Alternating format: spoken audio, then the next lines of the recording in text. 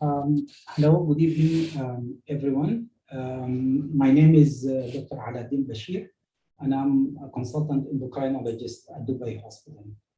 I'd like to invite all of you and to welcome all of you to attend the first series of thyroid webinars developed by the Emirates Diabetes and Endocrine Society. Today, we'll be having great speakers with us, eminent speakers in the field of thyroid, and they are going to cover the areas from evaluation of thyroid function tests to how to evaluate a subclinical thyroid disease and how to manage patients with thyroid disorders. Today, the series is going to discuss these points and a couple of housekeeping points. The first is that this webinar is live and it's also available at the YouTube with live streaming at the EDS YouTube channel. Again, this webinar will be available on demand at the Emirates Diabetes and Endocrine Society Institute website. So if you missed any of these webinars, you'll be able to attend them on demand later on. I'd like to urge all of you to type in your questions while the speakers are giving their presentations. So by the end of the presentations, we'll be able to have all the questions ready to be answered by our panelists. If you have any issues with technical support, there is a live chat support available at WhatsApp at this number that is shown below in the screen.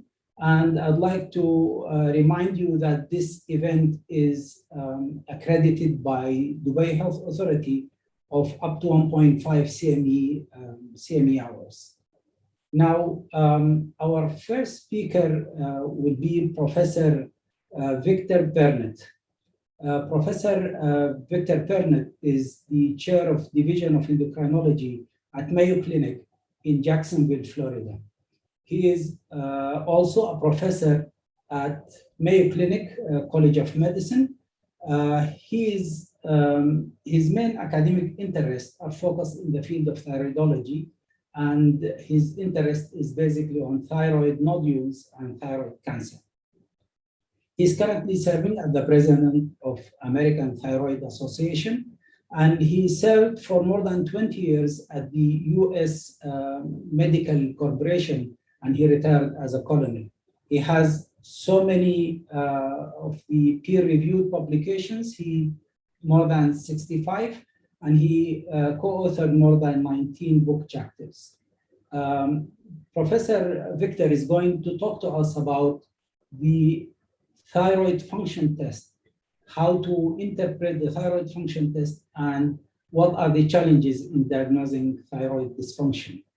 Professor Victor, the mic is yours. You're welcome.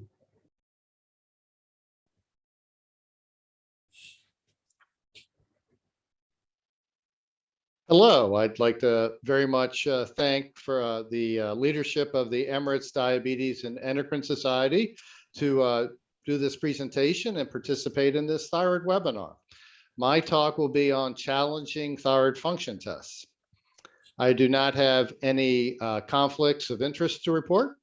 The goals and objectives of this lecture will be to gain familiarity with the reasons for unusual thyroid function test patterns, identify medication interference with thyroid test results, differentiate thyroid hormone malabsorption from med noncompliance, recognize the presence of thyroid hormone binding issues, understand hypothalamic pituitary thyroid axis feedback, be familiar with over-the-counter supplement impact on thyroid function tests, and evaluate patients with inappropriate TSH secretion. There are some basic facts to start off with. One, 100% of endogenous T4 comes directly from the thyroid, where only 20% of T3 does.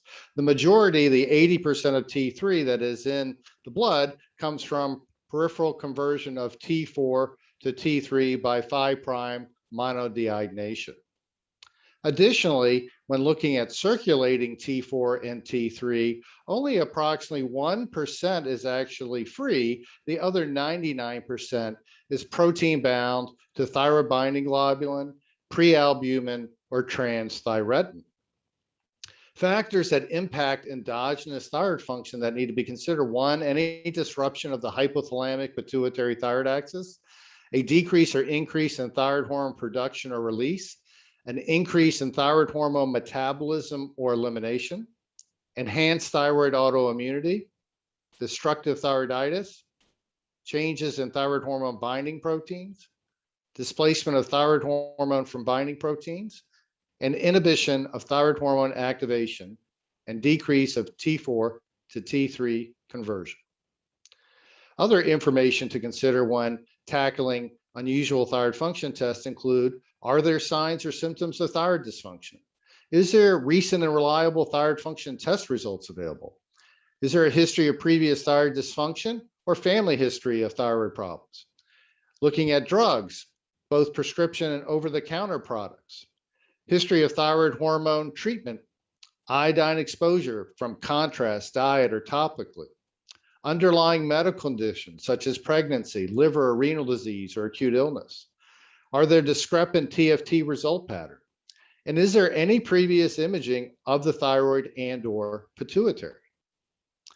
The next thing to consider is: what is the pattern of the thyroid function test? In this first box, we see there's a reference range TSH, T4, and T3. And this, of course, represents a euthyroid state. Then we can have the state where TSH is low, but T4 and T3 are reference range, which could represent subclinical thyrotoxicosis, recent thyroid hormone, recent treatment of thyrotoxicosis, drug effect from glucocorticoids, dopamine or metformin, non-thyroidal illness or euthyroid syndrome, and assay interference. Whereas an increased TSH with normal range T4 and T3 can be seen in subclinical hypothyroidism, malabsorption of thyroid hormone, erratic thyroid hormone dosing compliance, drug effect from amiodarone and iodine, recovery from non-thyroidal illness, assay interference, and thyroid hormone resistance. Looking at a low TSH with high T4 and T3 can, of course, represent hyperthyroidism from Graves' disease, toxic multinodular goiter adenoma, thyroiditis, the thyrotoxic phase, again, drug effect from amiodarone and iodine, thyroid hormone ingestion, which could have been unintentional or an overdose, pregnancy, HCG related issues such as hyperemesis gravidarum and hydatidiform mole, and congenital hyperthyroidism. One can see a reference range or slightly high TSH with low T4 and T3 and central hypothyroidism, isolated TSH deficiency, and assay interference. Rounding out, we have a high TSH with low T4 and T3, which of course is hypothyroidism, which could be atrophic or autoimmune, post-thyroidectomy or radioactive iodine ablation, external beam radiation, the hypothyroid phase of thyroiditis, erratic thyroid hormone dosing compliance, drug effect, amiodarone again, lithium, tyrosine kinase inhibitors or antithyroidal drugs, iodine intake, acute excess or chronic deficiency, gland infiltration, congenital hypothyroidism, and Rydell's thyroiditis. A normal range TSH with a high T4 and T3 can been seen in familial dysalbuminemia, hyperthyroxanemia, drug effect, and non-thyroidal illness, whereas an inappropriate TSH with high T4 and T3 can be seen with TSH secreting pituitary tumors or resistance to thyroid hormone. And finally, a low TSH with high T4, T3 could be, again, erratic thyroid hormone compliance, drug effect from amiodarone, non-thyroidal illness, and disorders of thyroid hormone transport or metabolism. This table addresses the growing number of systemic medications that exist and impact thyroid function. These systemic therapy treatments are used to treat many different types of cancers and include TKIs, CTLA4 agents, PD-L1 and PD-1 agents, immunomodulators, and interferon and interleukin. We can see that at these columns, some will cause a destructive thyroiditis in which there will be a thyrotoxic phase and, of course, later potentially a hypothyroid phase. We can see numerous drugs that can cause that. Many of the drugs can be associated with development of primary hypothyroidism, and adjustment of thyroid hormone dosing on patients already on thyroid hormone can occur with several of these agents as well. There can be immune dysregulation, again, development of autoimmune thyroid diseases from many of these, again, noted, and thyrotoxicosis itself, like Graves type thyrotoxicosis, can be seen with many of these, and some can be delayed. A central hypophysitis with hypothyroidism can also be noted, and some actually impact type 3 deiodination effect. There's also a large number of drugs that impact thyroid medication outside of this group of systemic therapy. And here we see some that decrease TSH, beta-roxetine, which is used for some less common dermatologic conditions, corticosteroids, dopamine, and octreotide. A group here that decreases thyroid hormone synthesis and or secretion, including iodine, lithium, thimerosal, potassium perchlorate, propylthiouracil, ipodate, iopanoic acid, and these we take advantage of in treating thyrotoxicosis, some more commonly than others. Decrease in T4 to T3 conversion, we know that happens with PTU, can happen with ipodate and iopanoic acid, which are not really too readily available, at least in the US. Nadolol, a beta blocker, and propranolol, which is known to do this, particularly in doses greater than 240 milligrams per day, and probably maximal effect at 480 milligrams per day. There are some medications that decrease or increase TBG, and we can see androgen therapy, niacin L-asparginase can decrease TBG, estrogen, 5-FU, heroin and methadone, mitotane, raloxifene, and tamoxifen can all increase TBG. We also know that raloxifene, interesting enough, can impact thyroid hormone absorption, and lithium can be associated with a thyroiditis. This spills over onto a second page, and here we have salicylates, which can impact TSH measurements. We have some that increase thyroid hormone clearance. Many of these are anti-leptics, carbamazepam, phenobarbital, phenytoin, rifampin, but also sertraline, which is a commonly used medication.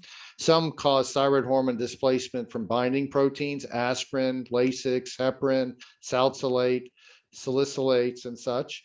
And then we have ones that decrease absorption. Many of these we know, aluminum hydroxide, calcium, resin binders, iron, proton pump inhibitors, psyllium, soybean containing products, sucralfate, and amiodarone. And of course, some that can cause thyroiditis, including amiodarone, interferon alpha, and interleukin 2.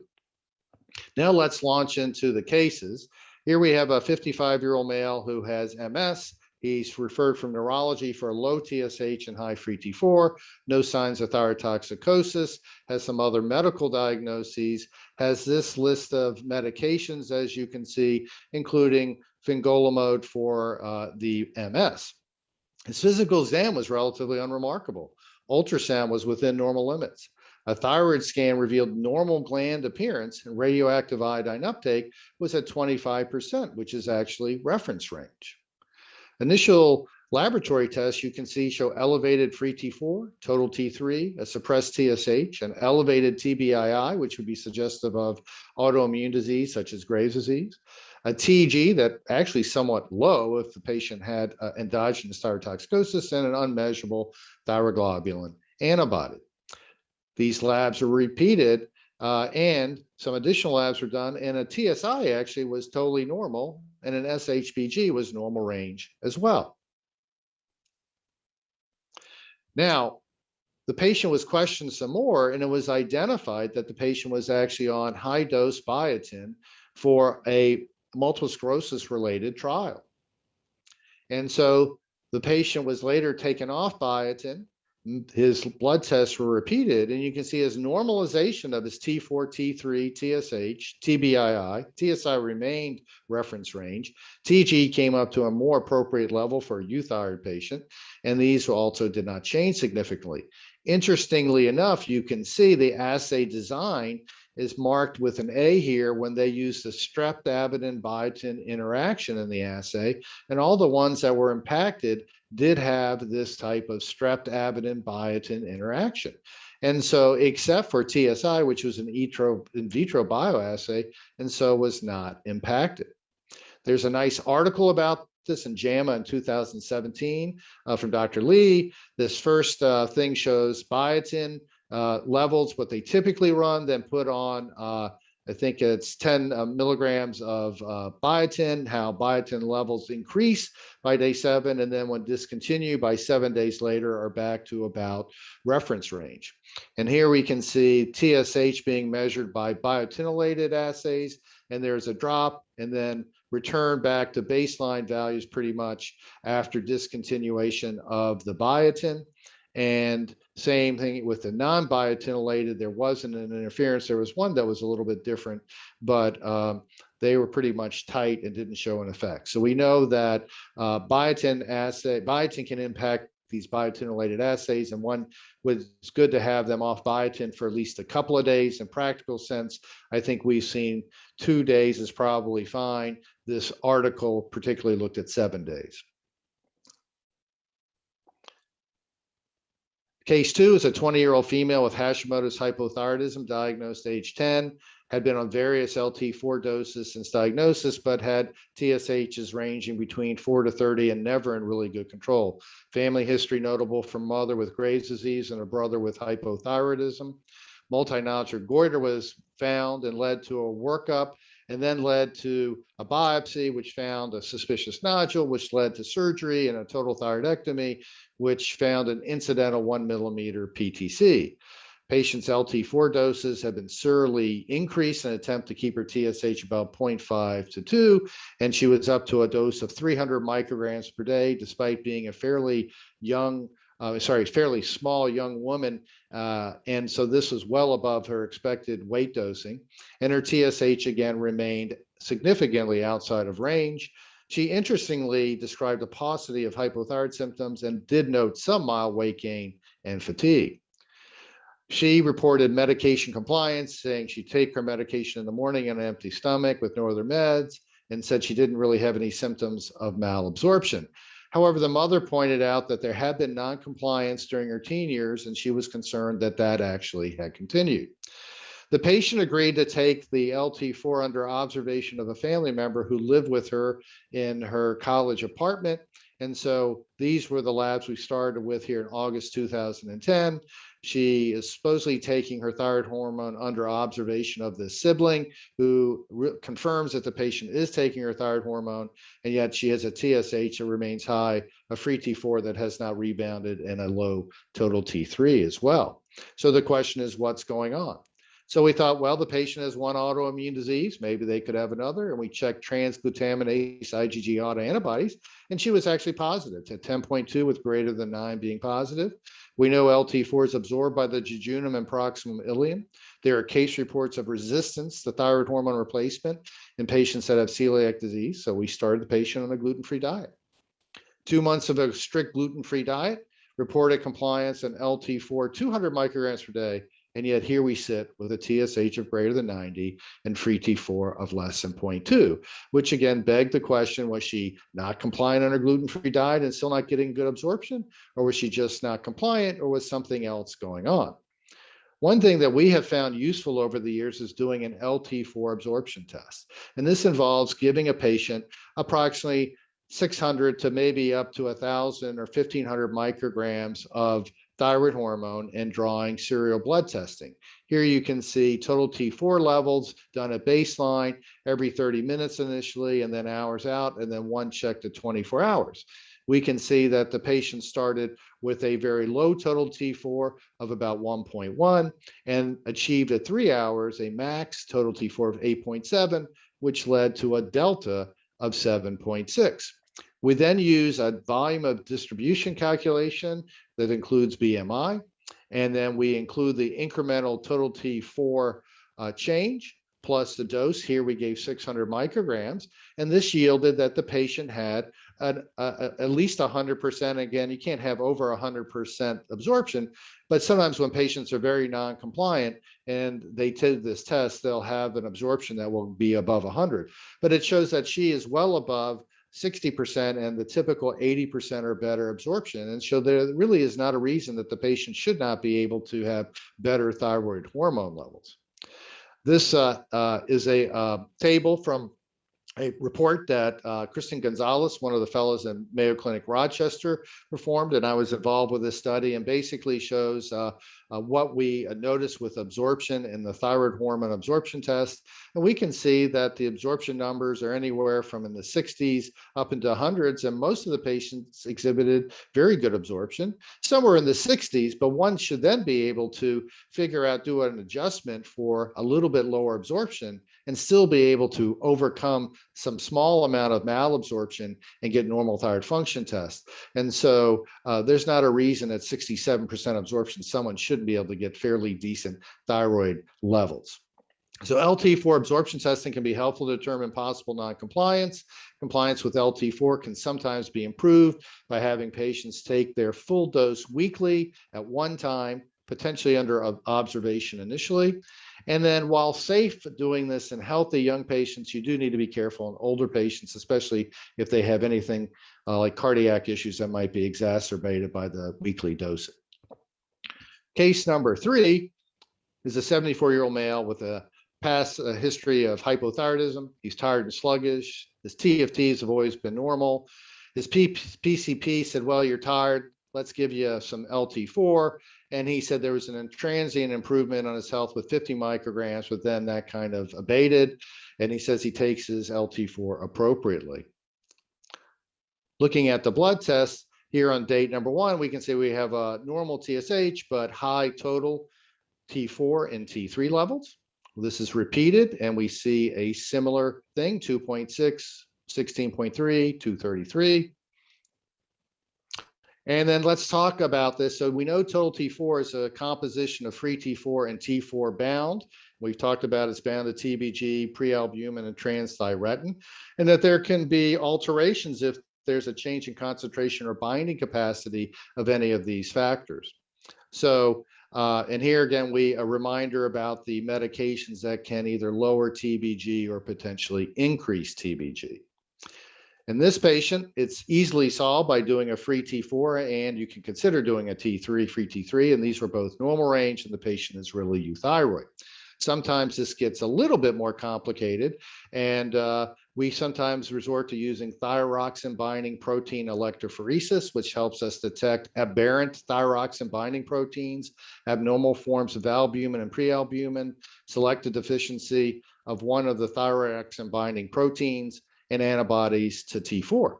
Here we have a thyroxine of 27.5, so total T4 that's elevated, but TBG is significantly elevated, and explains in this patient the high total T4 and total T3 levels, as he has about double average TBG levels. Now, in the case of familial dysalbuminemic hyperthyroxanemia, which is a benign familial condition that can be confused with hyperthyroidism, what one will see is a TSH that is normal range, a total T4 which is high, TBG will be normal range, and a total T3 will actually be reference range. And if you do thyroxine binding protein electrophoresis, you'll see a higher binding affinity for albumin. Thyroxine binding to prealbumin may actually be somewhat reduced as it is to TBG, as much more is binding to this prealbumin, but this is specific for T4 binding and not T3 binding. Let's go on to case number 4, 70-year-old. This comes from my fellowship, actually. He was hypothyroidism for over 15 years. His TSH had been in the target range on just 100 micrograms daily of T4. He developed a new TSH elevation. There was a question of drug-induced lupus from procainamide. He had a complaint of arthralgias, pleuritic chest pain, impaired concentration, and reduced energy.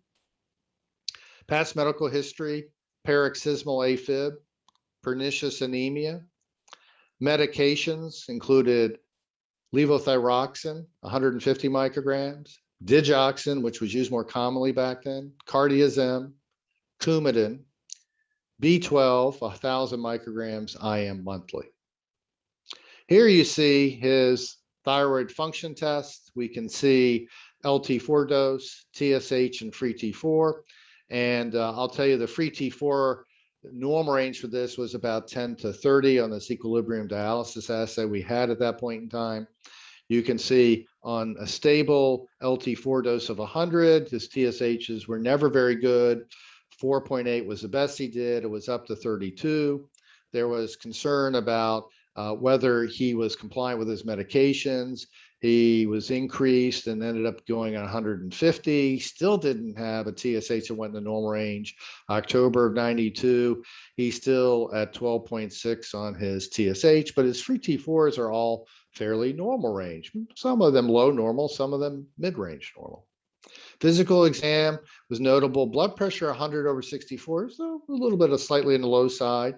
Thyroid was 25 grams, coarse, no nodules. Irregular rhythm. Neuro, the DTRs were 2+. In the skin, there was no hyperpigmentation or vitiligo. Total T3 was normal. We had anti-TG antibodies and antimicrosomal, which are kind of old-fashioned TPO antibodies that were both positive at 1 to 100. The sodium was 137, the potassium 4, ESR slightly positive, ANA 1 to 640. Again, there was a question if he was having some type of autoimmune reaction to his procainamide. And then TSH dilutions were done. And so basically they were negative for interference. And so if you have an antibody interference, normally if you just dilute TSH, what happens is it might go from 10 to 5 to 2.5 to 1.25 if there's no antibody interference. Where if there's antibody interference and the TSH is 10, as you factor out the antibody, you do not have the drop in half of the TSH will suddenly precipitously drop. So it might go from 10 to 5 to 1 or something like that. And many times you can get your lab people to run these solutions for you. You can also try to run HAMA antibody titers that are available now, but were not necessarily readily available during the time of this case. So moving on, another small dose was made because again, it was thought the patient might just be underdosed, went up to 162. And then he came in December, he had a TSH of 17.1, but now he wasn't feeling well. He was having an episode of AFib that was more prominent. He was getting low blood pressure. His sodium was now 129, his potassium 4.7 to up to 5, but it was so a little bit high. And so we were worried, could he have some form of adrenal insufficiency? Because we thought back and said, well, he's got Hashimoto's hypothyroidism and he's got pernicious anemia. So we did the cortrosine stimulation test, and you can see his basal was low. I think this was done fairly late at night, but he had no bounce in his cortisol whatsoever. So we identified him as having Addison's. He was initially placed on stress dose hydrocortisone and then switched to a more regular regimen of hydrocortisone, 20 milligrams in the morning and 10 milligrams in the afternoon, along with some Florinuf at 0.1 and then levothyroxine. And interestingly, as it ends up, here we are in January 92, we put him back down to a lower dose, closer to what he had started on. Now he's on his hydrocortisone replacement therapy, and he's got a normal TSH and free T4. And what we know about this, and one of my compatriots from Mayo Clinic Rochester, Dr. Gerhe, published this, 4 patients with adrenal insufficiency and evident hypothyroidism who had an abnormal protein-bound iodine. Again, this was published in 72, BMR, total T4 and TSH, cortisol replacement was begun, and TFTs would normalize within the 4 to 10 weeks with initiation of steroid replacement, but no thyroid hormone. And what is going on here is that there is actually feedback of hydrocortisone or cortisol to the thyrotropes. And when that is not present, you will have a rise in TSH. And of course, if you treat somebody with thyroid hormone thinking they're hypothyroid when they're actually adrenally insufficient, you can precipitate crisis. And this case from my fellowship taught me an important lesson that I promised I would never miss: adrenal insufficiency arise from TSH from adrenal insufficiency ever again. Case 5 is a 32-year-old female, complains of abnormal thyroid function tests and feels tired. Diagnosed with hypothyroidism in 95, treated for many years with LT4 until 2004. And then it was decided she was pregnant with twins, her TFTs were normal, and they stopped her thyroid hormone. And this was all done by her primaries before we got involved. However, her thyroid function test did stay normal throughout pregnancy and initially postpartum. Then she complained of some weight gain, cold intolerance, and fatigue. She noted difficulty keeping up with her toddlers, and she was on a combination of Zoloft, a multivitamin, and mentioned she had started taking this over-the-counter metabolism enhancer to try to help her lose some weight. Physical exam showed a mildly enlarged thyroid, no palpable nodules. There was this history of a possible thyroiditis in the past, but we didn't have any labs, so we ordered labs. And we can see very positive thyroglobulin and TPO antibody titers consistent with Hashimoto's. We can see here are some of her TSH levels that looked low normal, but still in the normal range. And then here in July, just a month later, very suppressed TSH, normal range free T4. Then additional testing showed again a repeat TSH normal, free T4 still normal. I apologize for not having T3 levels. They weren't necessarily done until we got involved with the case. And then we talked to the patient and she said, yeah, I started that metabolizer enhancer about 2 to 3 weeks before these laboratory tests. And it was like, okay, what is this metabolism enhancer? You know, over-the-counter product, not really proactively managed by the FDA and such. Pills were sent for analysis. I was lucky to be able to get this done. And the T4 pill, the T4 content of these pills was 33 micrograms per pill. That's not an insignificant amount. T3, 405 nanograms per pill. Discontinued the pills, thyroid function tests normalized. So this led to a study that I did with several of my colleagues at Walter Reed. This is Grace Kang, one of my fellows. And what you're seeing here is we bought 10 of the most popular OTC products for thyroid support off the internet. And we tested them for T4 in blue and T3 in red content. You can see that 9 out of 10 had some content. The T3 range anywhere from 2 or 3 micrograms up to about 25 micrograms per tablet, and the T4 up to 23 or so micrograms per tablet. But even there were some in the 7 microgram range or 10 microgram range. And we all know we have patients where we make those kind of changes to get their TSH within the target range, and we increase or decrease by half a tablet or such per week. And so these are all clinically relevant amounts by and large. And then you look at, okay, they have L-tyrosine content, some of it have iodine, and then some of these recommended more than 1 capsule per day. So this one that had 22 micrograms of T4 for tablet ended up being almost 92 micrograms daily dose and 16 micrograms of T4. You can see that C3, I'm sorry, T3 was up to 32 micrograms in one of the tablets that didn't have any T4. And notice several of these didn't have T4 but had T3, because an initial argument was, oh, these are just animal-derived ground thyroid that got included. And so, but that's not really true, because if it's an undetectable T4 and positive T3, you would have both if it had come from ground up animal thyroid hormone, which is a prescription the last I checked as desiccated thyroid hormone. And that really means that this T3 was purposely added. We can't prove that, and people have asked for the names of these. We don't give them out because 9 out of 10 had them. And then there's no proof that these are efficacious. So I would just recommend that we need to realize that there are over-the-counter products that can contain thyroid hormone, large amounts of iodine, which can impact thyroid function tests, and thyroid hormone analogs like Triac and such. They may have similar effects to thyroid hormone and can impact thyroid hormone levels. Always ask patients about OTC product use and consider if it may be impacting the TFDs. The final case is a 27-year-old. This also was early in my career, presented initially to her primary care provider with a URI. Then she had some anxiousness and such, and then she went for further evaluation. Pretty past medical history, family history, unremarkable. She really wasn't taking any medications. Social history was pretty unremarkable as well. Physical exam revealed a thin, normal appearing female, no distress. Blood pressure and pulse fairly normal. Had a little bit of an enlarged thyroid at 35 to 40 grams. Heart rate was regular and such. She did have an upper extremity tremor. Thyroid function test revealed a normal TSH, but high free T4. They were repeated again and again, normal TSH, but high normal maybe, free T4 elevated, total T3 elevated. An ultrasound of the thyroid revealed normal sonographic appearance. Her local doc started Tapazole 10 milligrams daily. Tapazole was discontinued by another provider because they said, whoa, whoa, whoa, her TSH should be suppressed. It's not, something's not right here. They got a cellular MRI with and without gadolinium. The pituitary seemed normal and a little bit heterogeneous, maybe in appearance, but normal size, no evidence of any tumor.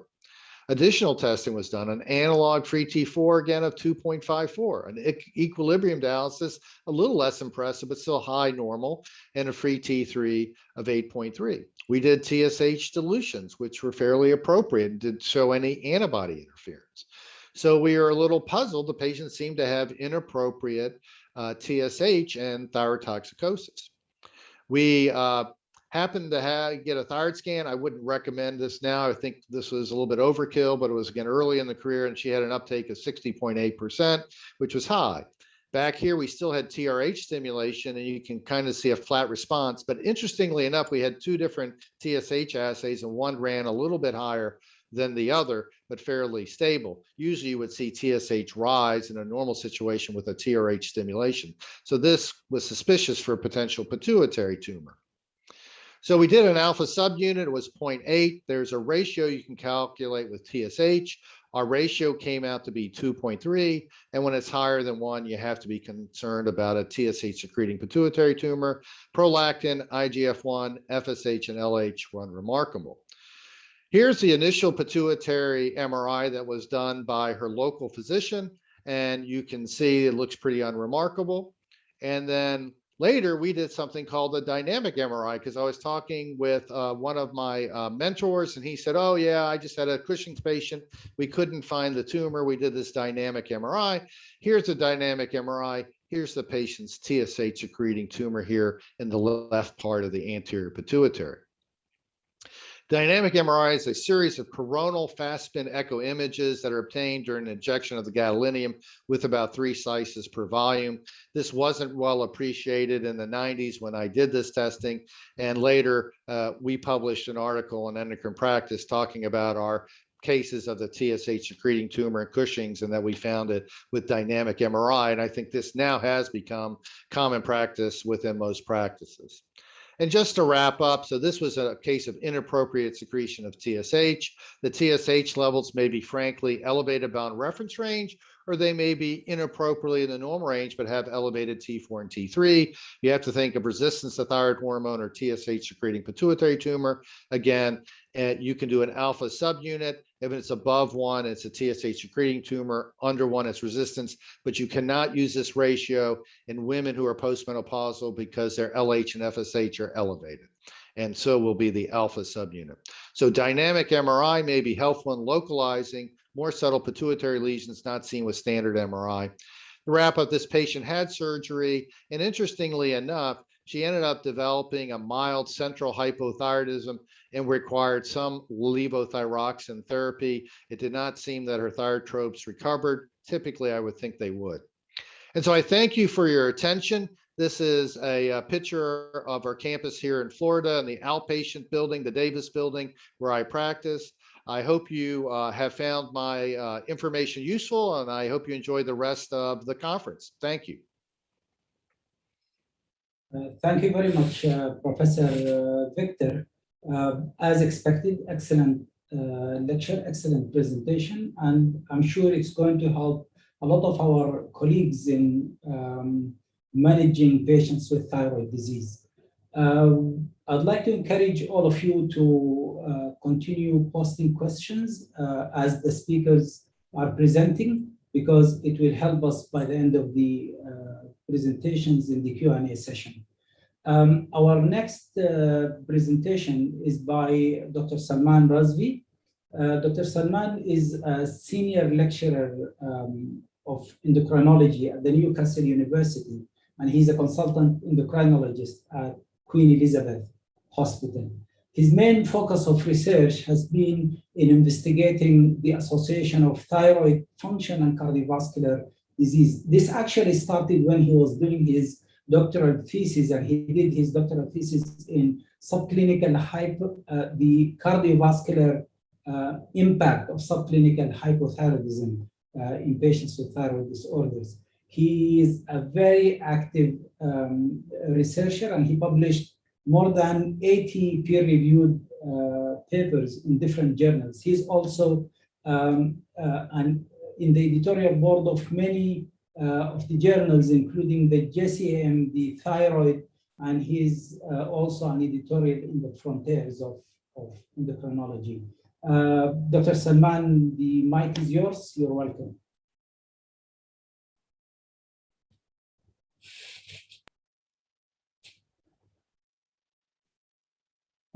Good afternoon. It is a real pleasure to be here with all of you today, and it's an honor to be here amongst you. Thank you very much to the organizers for the kind invitation. And I will be talking about subclinical thyroid diseases over the course of the next 30 to 35 minutes. The definition of subclinical hypothyroidism is mainly biochemical, and it's defined as a raised serum TSH when circulating thyroid hormone levels are normal, or more specifically within the reference range. The prevalence of subclinical hypothyroidism depends and varies quite widely in the literature, but generally levels between 4 to 16% have been cited depending on which country, which population, age groups, males or females, and so on. And the usual route of diagnosis is incidental. Somebody goes to their general practitioners for some symptoms, and thyroid function is checked routinely, and it detects a raised TSH. Subclinical hyperthyroidism is defined as low serum TSH with normal thyroid hormones levels, and the prevalence is much lower, but again varies widely between 0.1 to up to 2% in the literature, again depending on a number of factors, and we'll talk about that more in a minute. So I suppose the question then is, why do we use TSH as a marker of tissue thyroid hormone status? Why do we not just thyroid hormones? The reason is because of the relationship between TSH and thyroid hormones. As you'll see here on the x-axis, we have the free T4 levels, say in picomoles per liter. If you're used to that, generally it's between 9 to 10 to 23, and in nanograms per deciliter, 0.7 to 1.8.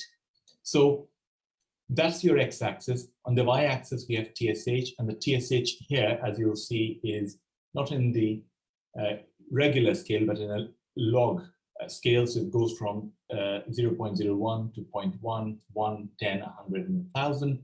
So as you can see, the relationship between thyroid hormones, specifically T4 and TSH, is a log linear scale. So log for TSH and linear for T4.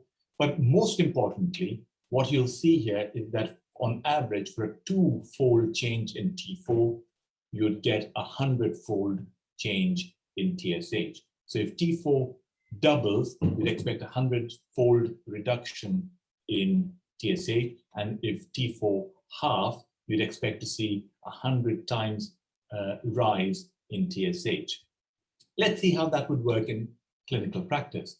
So we have an individual whose normal T4 levels is 20 picomoles per liter, and for whatever reason, the level might come down to 10. Now 10 to 23 is, or 9 to 23, if we say is the normal reference range of T4, both 20 as well as 10 are actually well within the reference range. So if you just looked at T4, it would be normal.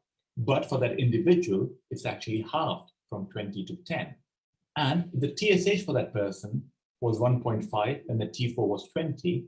Looking at the previous slide, the relationship is for a 2-fold change in T4, you'd expect to see a 100-fold change in TSH. So from 1.5 times 100, you'd expect to see TSH levels actually go up to about 150 or even higher. So as you can see, for very small changes in T4, you'd expect to see a bigger magnitude change in TSH. And that's the reason why we use TSH as a marker of whole body thyroid hormone status, rather than measuring, say, T4 or T3. But the actual reference range for TSH comes from a mathematical formula. We basically take clinically euthyroid individuals, and that in real practice would mean medical students or young healthy adults, rank them by their levels, so the lowest to the highest, and you then take the middle 95% of their values as the statistical euthyroid range.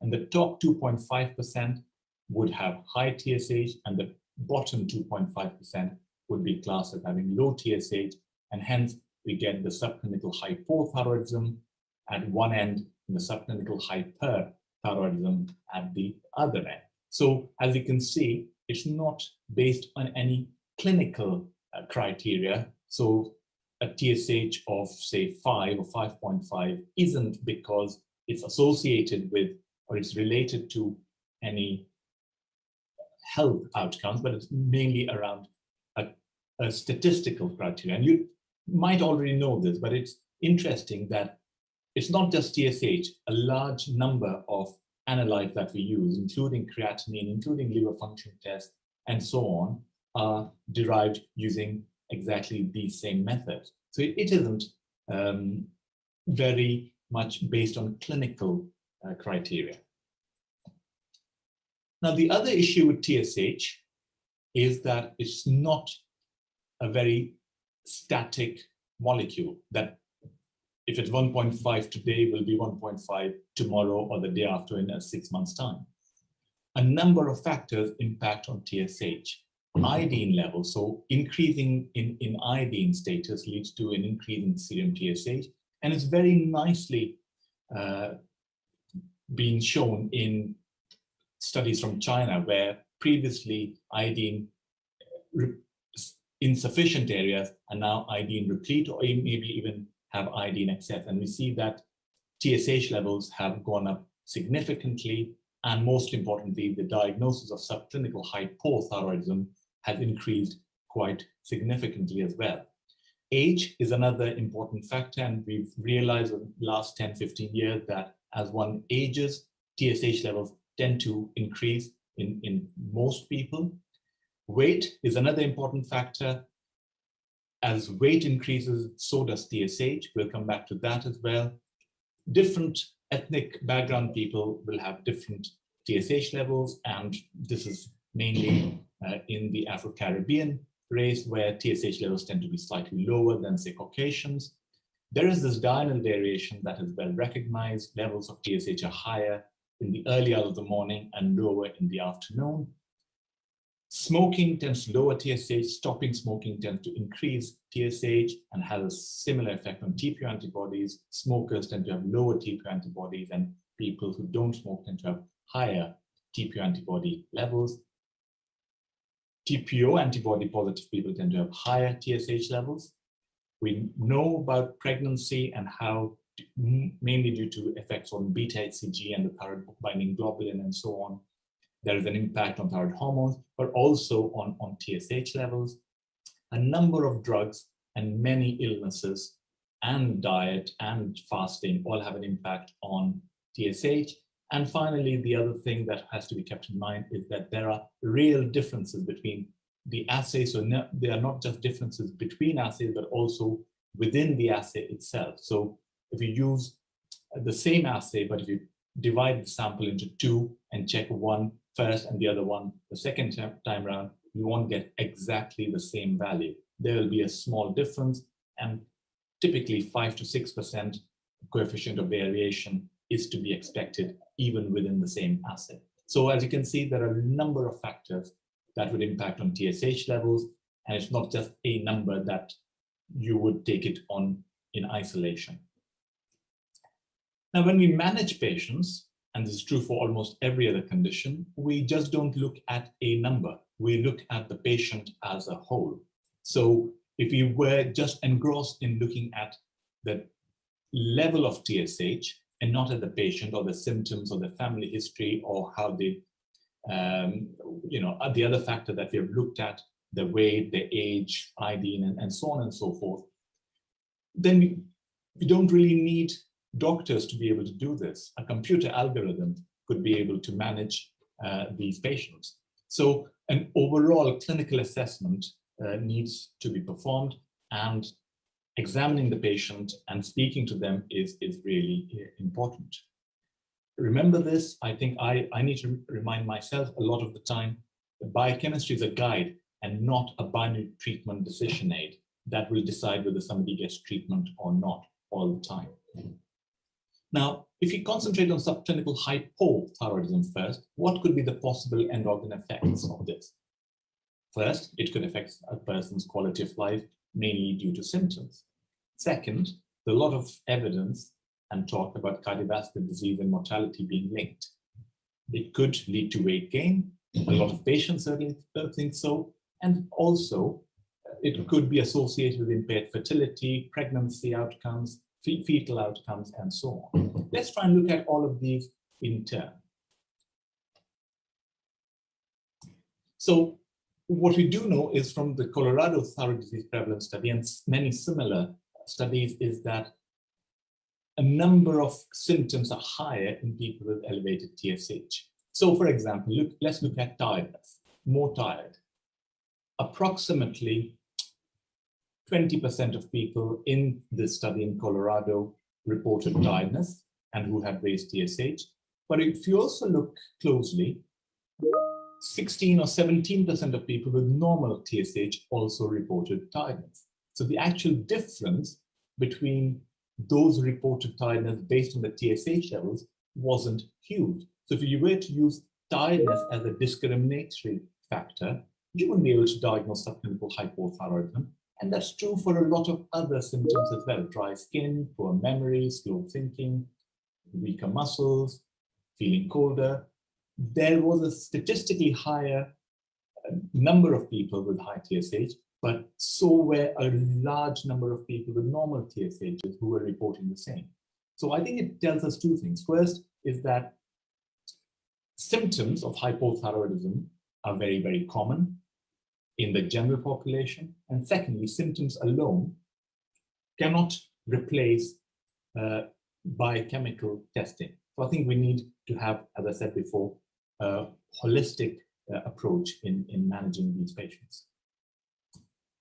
So if you think about, say, an older person, let's imagine an 8-year-old man with mildly raised serum TSH.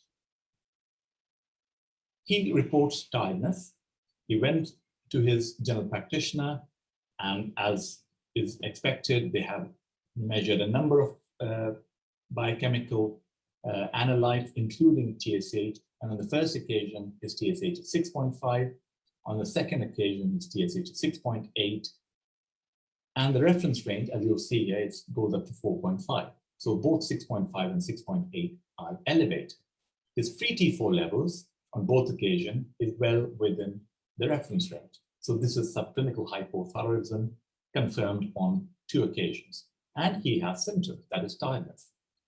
The question, which is important, is should he be treated with levothyroxine to improve his symptoms or not?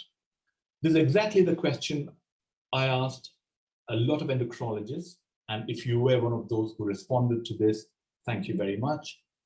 We sent this out to the European Thyroid Association, the members of the American Thyroid Association, members of South African Endocrine Society, Egyptian Thyroid Association, the Latin American Thyroid Association, and so on. This was sent around to many different societies across the world, and we got hundreds of responses, and I've tabulated here in graphical fashion.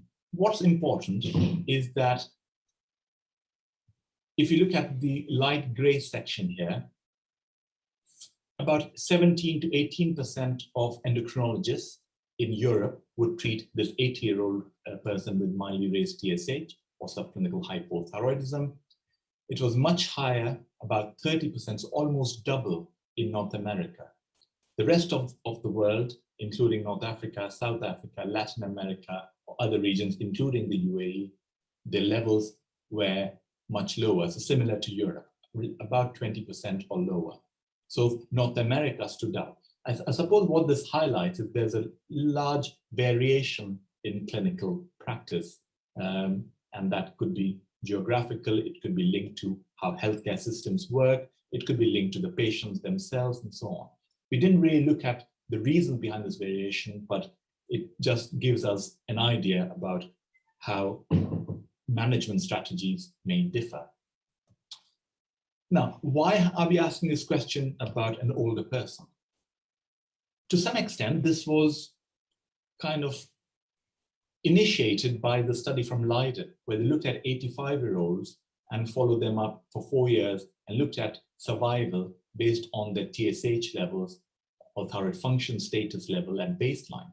And what they found is that mortality was highest in people with either low or normal TSH, and mortality was lowest in those with a high TSH, suggesting that a high TSH might actually be associated with better survival. In Newcastle, we tried to replicate this in a similar study that had been ongoing at the same time. We managed to measure thyroid function in a much larger group of people who were 85 at baseline and who had been followed up for much longer. And we found that the trend was similar, although it didn't reach statistical significance due to lower mortality events. But generally speaking, higher TSH was associated with lower risk of mortality, and similarly, higher free T4 was linked to higher risk of mortality in these 85-year-olds, suggesting that a slightly high TSH isn't associated with worse outcomes.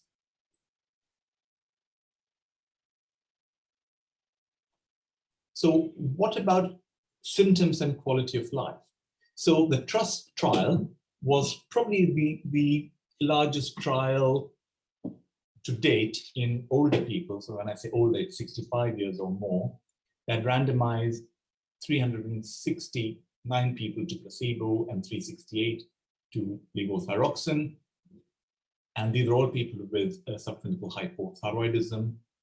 And as you'll see on the right-hand side, the aim was to try and get the TSH within the reference range. So after 12 to 18 months, the TSH was just above 3. And in the placebo group, it was between 5.5 and 6.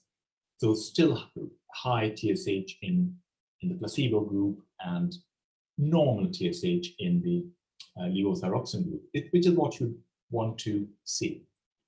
And there's a busy slide. I'm not going to take you through all of it, but the important bit is that none of the factors, including the hypothyroid symptom score or the tiredness, improved in a double-blind fashion when this was assessed. And as you'll see here, when extended up to 18 months of follow-up, there was no real difference either.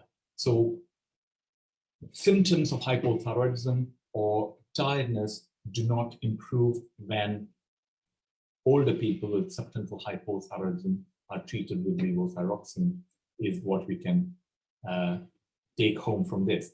There are certain caveats. So the people who were included in this trial didn't have a high symptom score to start with.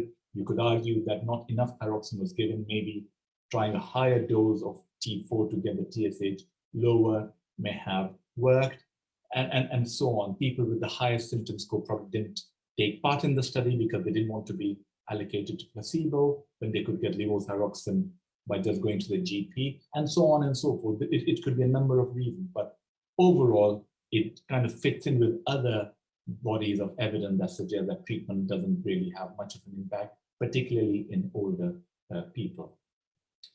Even older, 80-year-olds, so a combined study between TRUST and another study called EMO, which had a similar design and protocol, showed that routine treatment of subclinical hypothyroidism with levothyroxine did not improve quality of life or symptoms in people aged 80 years or older. So similar to the TRUST trial, remember that was in 65-year-olds or more. And as you'll see here, again, the p-value for hypothyroid symptoms of tiredness was no different in this analysis. What about cognitive function in older people? Again, this is a study that was done in Birmingham. My colleague Christine, I think her colleagues were involved with this. It was called the Birmingham Elderly Thyroid Study. So half the people were randomized to levothyroxine, the other half were randomized to placebo in an older population. They had to be 65 years or more. And as you'll see here, hospital anxiety and depression scale did not change. Other tools to measure cognition, such as MMSE or means and so on, were not any different either in this study. A recent meta-analysis, and I say recent, about 3 years ago, looked at various different studies and looked at overall outcomes of quality of life, thyroid-related symptoms, fatigue and tiredness, and depression. And none of these, as you'll see here in the pooled analysis, showed any significant improvement with levothyroxine treatment. So what about, sorry if my computer is a bit slow. Yeah, what about high-risk patients? So we performed the study a few years ago and published last year. So this looked at patients with acute myocardial infarction, and we measured thyroid function in the patient at baseline and rechecked this 2 to 3 weeks later, and only included patients with persistent subclinical hypothyroidism. And the outcome was change in left ventricular ejection fraction in relation to treatment with levothyroxine. And what we found is that there was no significant improvement in left ventricular ejection fraction in the group that was treated with levothyroxine compared to the group with placebo after 12 months of treatment. So again, suggesting that if the outcome is improvement in cardiac health and specifically left ventricular function in high-risk patient group, treatment again doesn't seem to make any difference. We did subgroup analyses looking at baseline TSH, looking at baseline left ventricular fraction, men versus women, so on and so forth, people with diabetes or without diabetes, and none of that seemed to make any difference. What about obesity? Now, subclinical hypothyroidism is about 2 to 3 times more common in people with obesity, but treatment leads to very modest reduction in weight, and most studies, it's an average weight loss of about 0.6 of a kilogram, so almost half a kilogram. So half a kilogram is really not significant, and if these people are followed up for longer, that weight loss isn't sustained. So it's important to remember that if we are trying to treat somebody's raised TSH because of weight gain, then treatment isn't going to reduce their BMI to normal or normal BMI range. On the other hand, weight loss by any other means, such as diet and exercise or drug therapy or bariatric surgery, leads to normalization of TSH in up to 3/4 of individuals. And this has been confirmed in several meta-analyses. So suggesting that actually the weight gain leading to the increase in TSH rather than the other way around. And treatment should focus on weight reduction rather than normalizing TSH using levothyroxine. It's also interesting is that T3 levels tend to be higher in obese people. And this is probably linked to a relationship between leptin and TSH, and also leptin and deiodinase activity with fat mass. And this is all kind of what's been proposed. What do the guidelines say? There are a number of guidelines, but let me focus on the European Thyroid Association guidelines. And the reason why I say this is because I was involved in formulating these many years ago, published 2013 actually. Not a lot has changed since then. There have been some studies, so possibly yes, but those studies tend to reinforce what the guidelines suggested back then. So what the guidelines suggest is that the age of the individual, as well as the level of TSH, should be the primary factors that should be taken into account. And subsequent to that, the presence or absence of symptoms should also be considered. And if the TSH is greater than 10 in younger people, they should be treated. If it's greater than 10 in older people, then levothyroxine should be considered only if they have clear symptoms. Whereas in the older person with TSH is less than 10, which as you'll know is the vast majority of patients, then they don't require treatment. There have been other recent recommendations that have been suggested, and this was published in the BMJ a couple of years ago. What's interesting is that I don't think there were a lot of endocrinologists, if any, that were involved in formulating these recommendations. And to cut a long story short, these recommendations looked at adults with subclinical hypothyroidism with levels up to 20, TSH of 20, and they compared no thyroid hormone versus thyroid hormone, and they say it's a strong recommendation is recommend against thyroid hormones therapy for patients with subclinical hypothyroidism.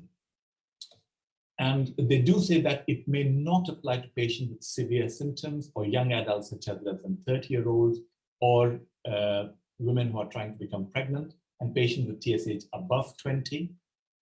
I suppose the question is, where did this level of 20 come from? A number of studies did not actually include people with TSH greater than 10.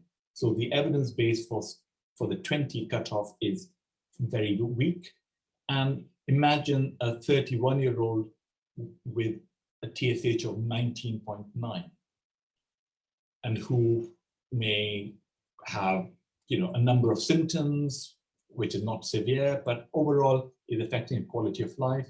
It'd be very difficult to say we won't treat this person in such a situation. So I think there is this concern about these particular guidelines, but I put them out there to show that this is also being proposed. The other thing to keep in mind is that, and this is true for both subclinical hypo as well as hyperthyroidism, is that a significant proportion of patients actually normalize their TSH. So this study again from Birmingham at 6 months showed that roughly a third of patients normalize their TSH when they're on placebo, and at 12 months, half of these patients normalize TSH. So if you follow the people with marginally raised TSH for long enough time period, they will normalize TSH in a large proportion.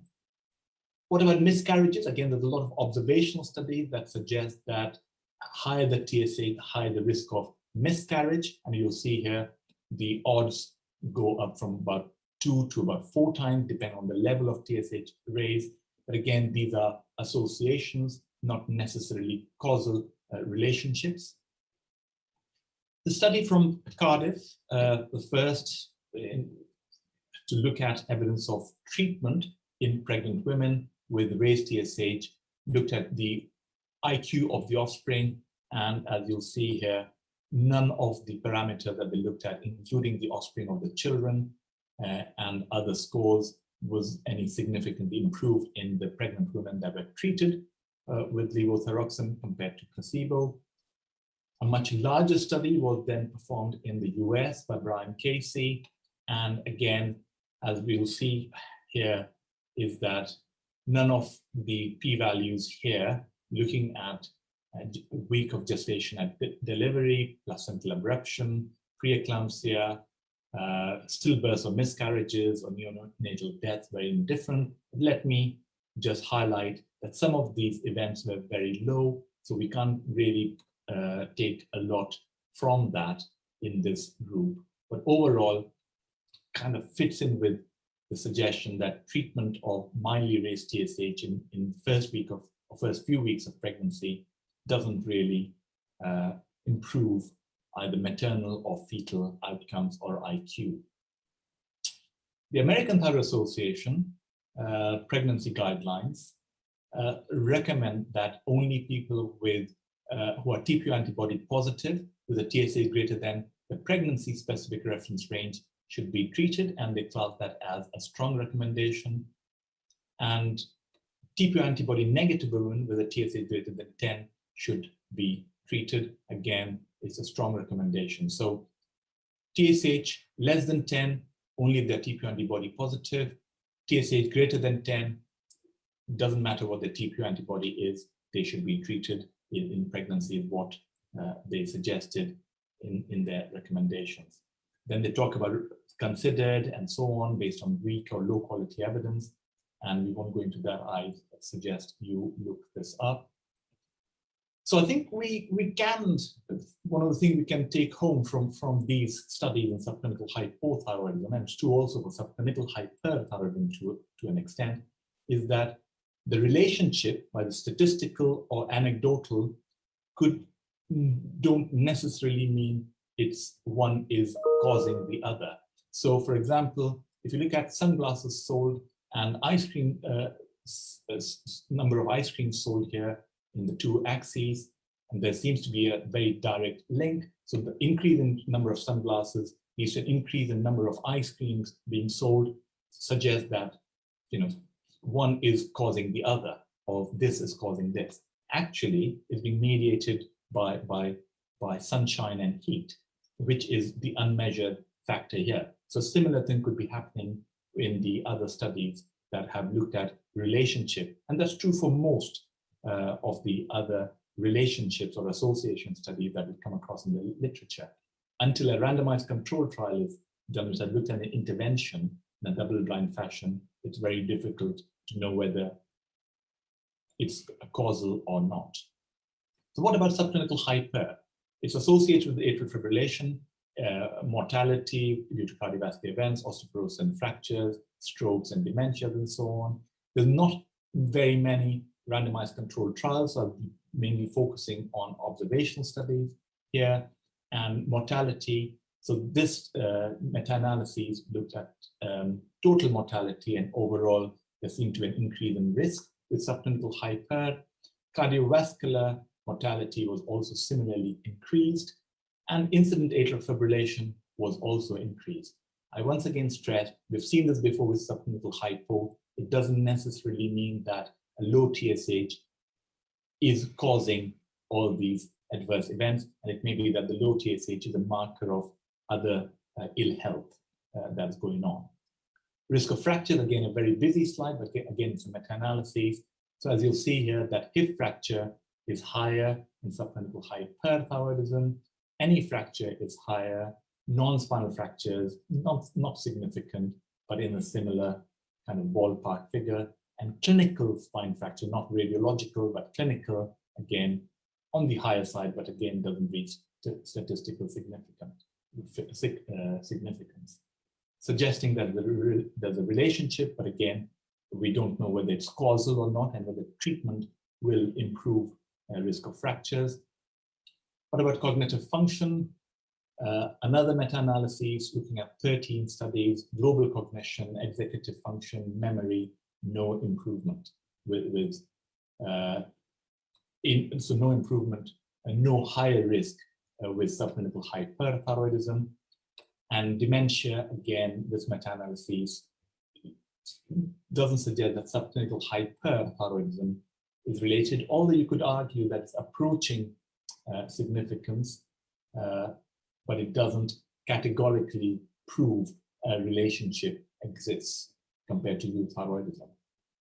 So again, there have been guidelines formulated by a number of bodies, including the European Thyroid Association. I won't take you into all of these, but the TSH level or suppressed degree of suppression is important, whether it's mildly suppressed, i.e. still measurable, or undetectable is important, and then depending on what's causing it, whether it's grave disease or toxic multinodular goiter, and then going further into the age of the patient and so on, all these factors should determine who gets treatment versus who doesn't.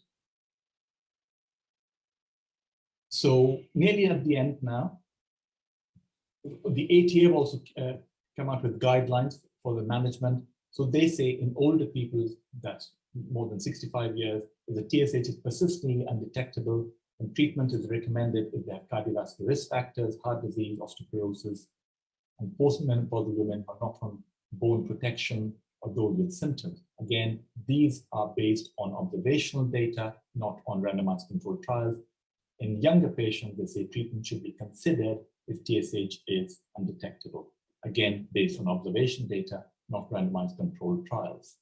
So in summary, both subclinical thyroid dysfunction states are very common in the general population, and they are possibly increasing in prevalence.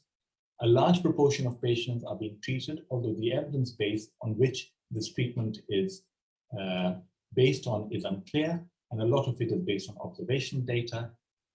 It may be that age-appropriate reference ranges and possibly even therapeutic target ranges may be desirable and may happen over the course of time. And management of patients shouldn't just rely on numbers and should also include management of their expectation, including symptoms and weight and so on.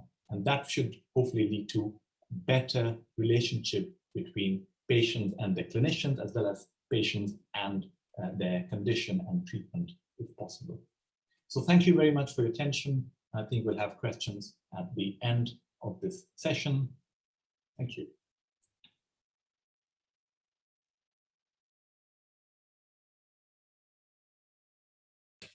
Thank you very much, Dr. Rosby.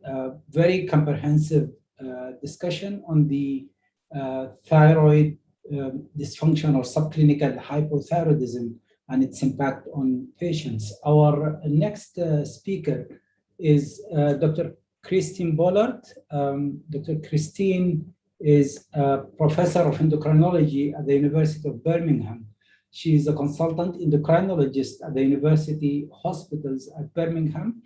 Her clinical research interest is basically on thyroid dysfunction, thyroid nodules, and endocrine disorders in pregnancy. She is the clinical lead of NICE guidelines for thyroid disorders, and she is also shared in the Royal College of Gynecology Green Top guidelines for management of thyroid diseases. Dr. Christine is also a senior editor in many journals, including Endocrine Connections, PMC Endocrine Disorders, and Lancet Diabetes and Endocrinology. Her talk is going to cover the role of thyroid antibodies and thyroglobulin in diagnosis and management of thyroid disease. Professor Bollard, the mic is yours.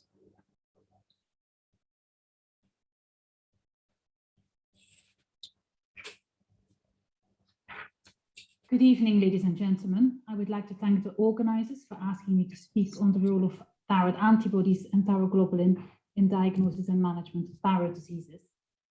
So as an overview of what I'll be talking about, I will briefly touch on the various thyroid antibodies I'll be talking about, then move on to TPO antibodies both in autoimmune thyroid disease and in pregnancy, the same for TSH receptor antibodies, and I will then move to a discussion of the value of thyroglobulin measurements and thyroglobulin antibodies in differentiated thyroid cancer. So in order to understand which thyroid antibodies I'm talking about, we need to go back to the synthesis of thyroid hormones. And I'm sure this audience does not need explaining how thyroid hormones are synthesized, but essentially we need TSH binding to the TSH receptor, and we need iodide to be taken up by the sodium iodide syn-porter. Another important protein in the synthesis of thyroid hormones is the enzyme thyroglobulin, which you can see here in this cartoon, which is important for iodination of the thyroglobulin thyrosyl residues, as well as coupling of these thyrosyl residues in order to make mature thyroid hormones.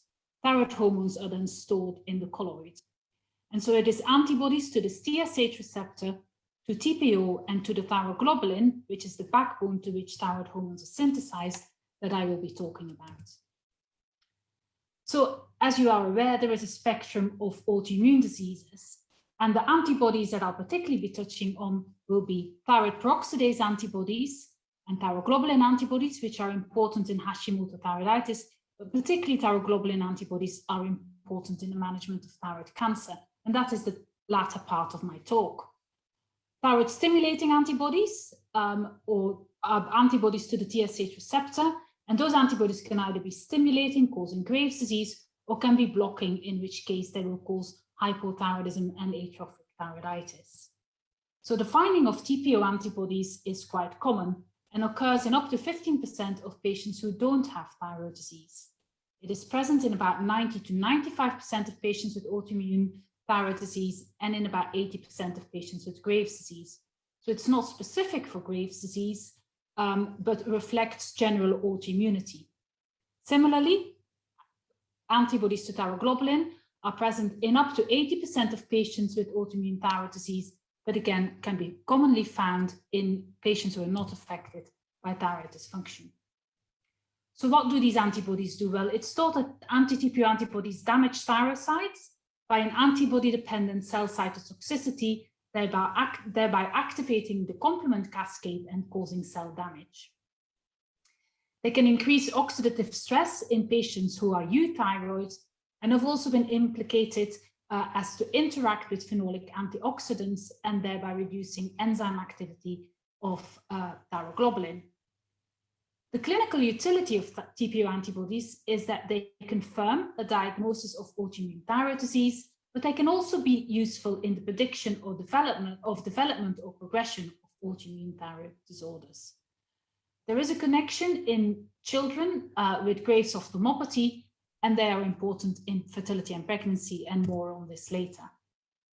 So this slide here illustrates that TPO antibodies may help predict those patients who will have progression of their subclinical hypothyroidism when they are present. So this was looking at 82 women who had subclinical hypothyroidism, and you can see that in those patients who had positive microsomal or anti-TPO antibodies, progression to overt hypothyroidism was significantly higher. And we already knew this from the Wickham data. So these are data from the follow-up study, the 20-year follow-up study of the Wickham data, where patients were studied at baseline when they were around 55 years and then when they were 75 years old. And you can see that depending on the level of TSH that they had initially, the progression to overt hypothyroidism was higher, but this was particularly pronounced in those patients who had positive antibodies. So you can see at each level of TSH that the progression to overt hypothyroidism was significantly higher in those patients who had positive antibodies.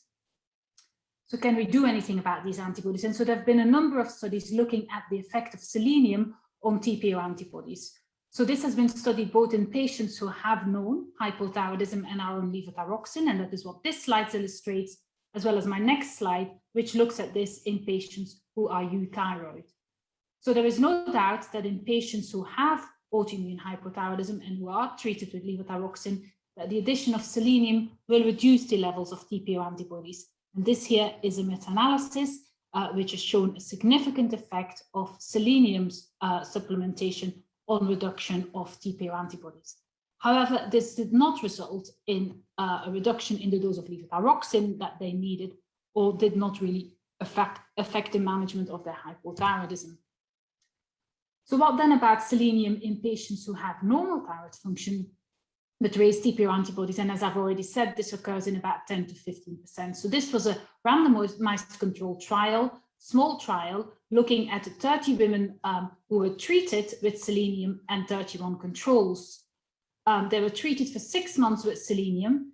And you can see that in those patients where thyroid function is normal, but who have raised TPO antibodies, that there was no reduction in the level of antibodies, as is illustrated here. There was no effect on their thyroid function, despite having increased levels of selenium, thereby confirming that patients were actually taking the selenium. Importantly, there was no improvement in patients' quality of life, because indeed some patients with raised TPO antibodies feel that their reduced quality of life may be due to this. Thyroid autoimmunity is very important in women trying to become pregnant, and particularly in the infertility world. As I've already said, in unselected women, the prevalence of TPO or anti-TPO or anti-thyroglobulin antibodies is around 11%.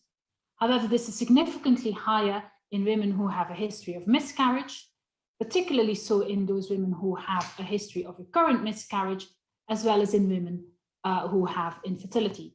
So this has sparked a whole battery of investigations that have looked at affecting thyroid autoimmunity in these women. So this was a systematic review looking at the effects of presence of anti-TPO antibodies and subsequent pregnancy outcomes. So this is a slide indicating pregnancy loss, but I could put a very similar slide up for preterm birth. And you can see that overall, there was a significant increased risk of pregnancy loss in women who have raised TPO antibodies. And that was true both for cohort studies, where the odds ratio was 3.9, as well as for case control studies. So you can see a positive association was found in 28 out of the 31 studies that were included in this analysis. So there have been two major trials in this field. The first one was a randomized controlled trial conducted in China in women who were going IVF egg transfer. So this was 600 euthyroid TPO positive women who were randomized to either receive placebo or levothyroxine, and the primary outcome was miscarriage rate at less than 28 weeks. So this trial was negative, and you can see that there was no difference in miscarriage rate either early or late in patients in the control group compared with the intervention group. And when a whole battery of secondary outcomes was studied, again, there was no significant difference, indicating that the administration of levothyroxine in women who have raised TPO antibodies who are undergoing IVF did not affect their pregnancy outcomes. I was part of the tablet trial, which was conducted in the UK and which looked at giving levothyroxine in women with a history of recurrent miscarriage or infertility. In order to achieve our target, we had to screen 19,000 women in the UK with recurrent miscarriage who had raised, who agreed to take part in the study. I won't dwell on the finite details of this slide because this illustrated what the amount of thyroid dysfunction was in the population. But I would like to stress that in this population that we looked, TPO antibody positivity was only about 10%. So this is lower than previous studies which have looked at TPO antibody positivity in this particular group. So we then randomized 940 patients who were randomized either to receive levothyroxine 50 micrograms or placebo, and our primary outcome was live birth at 34 weeks. And you can see again, there was no difference between women receiving levothyroxine and women receiving placebo. And when we looked at secondary pregnancy outcomes, again, there was no significant difference here. So this indicates that giving levothyroxine in these women who have raised TPO antibodies but who have normal thyroid function does not affect pregnancy outcomes. And this raises the possibility that the effect of TPO antibodies is not actually driven by a thyroid function, but maybe a reflection of a more generalized autoimmune effect. So guidelines, and these are still the current ATA guidelines on pregnancy. They are about to be reviewed, but current ATA guidelines recommend that you make a distinction in treating women with hypothyroidism based on whether they are TPO antibody positive or negative. So in TPO antibody positive women, they recommend that the consideration of starting levothyroxine is done at a lower level of TSH. So once TSH is over 2.5, and even within the normal reference range, they consider treating with levothyroxine, but not in women who are TPO antibody negative. So with further trials, it is possible that this guidance is changed, but this is the current guidance. So TPO antibodies are important in this particular patient cohort. What about TPO antibodies in non-thyroid diseases? Well, we all know that autoimmune disorders go hand in glove, and it is certainly recommended that in patients with type 1 diabetes, celiac disease, or other autoimmune disorders, TPO antibodies may be measured at least once, possibly on a repeated basis. TPO antibodies are also more common in patients with Down or Turner syndrome and have been linked to a number of solid cancers, including thyroid and breast cancer, raising the possibility that there may be a number of shared antigens between patients with breast cancer and patients with autoimmune thyroid disease. A particular entity which has received a lot of attention is that of Hashimoto encephalopathy. So this is a steroid-responsive encephalopathy, the pathogenesis of which remains unclear. What is clear, however, is that in a number of these patients, they have a significant risk of having raised antibodies, TPO and thyroglobulin antibodies in their serum, as well as in their CSF. So it does not appear that treating their thyroid function, often they have normal thyroid function, that doing anything to treat their thyroid function makes a difference to the outcome of Hashimoto encephalopathy, and the exact pathogenesis of this is unclear. So I think it remains unconfirmed that there is a clear link here or a clear need to measure TPO antibodies. However, I wanted to illustrate this because it has received a lot of attention. So when do I think should we measure TPO antibodies? So I think this is useful in patients who are suspected to have autoimmune hypothyroidism, as it helps to confirm the underlying diagnosis. I do not feel that it is useful to do repeated measurements of TPO antibodies when they have known autoimmune thyroid disease, as their actual absolute level does not alter our management. And we all have patients who have antibodies that are measured that might be 100, and then they come back and they say my antibodies are now 150. This does not alter the dose of levothyroxine I put them on, or whether I start levothyroxine. And certainly the NICE guidelines, which govern practice in the UK, do not recommend that you repeat measurement of TPO antibodies.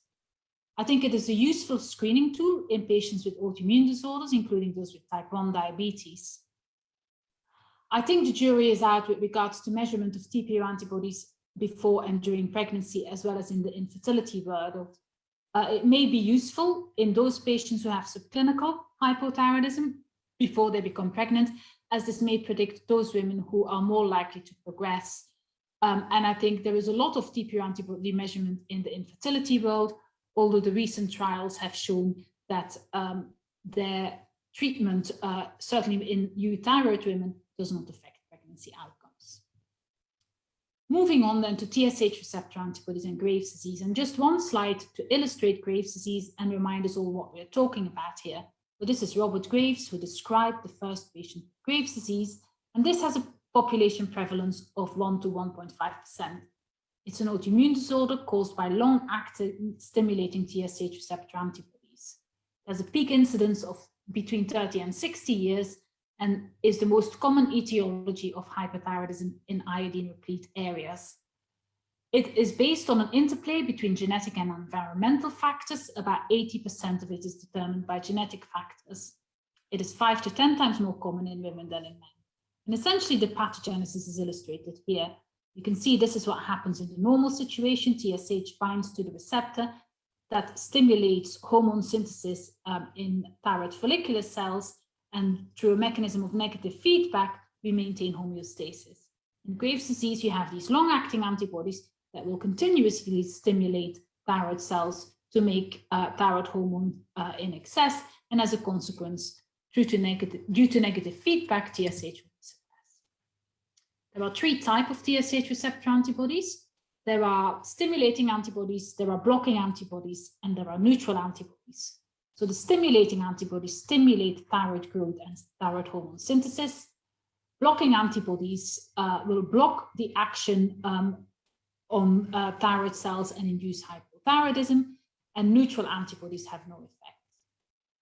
Most commonly used assays are binding assays, which do actually not distinguish between these 3 types of antibodies. So they measure the total anti-TSH receptor antibody binding activity.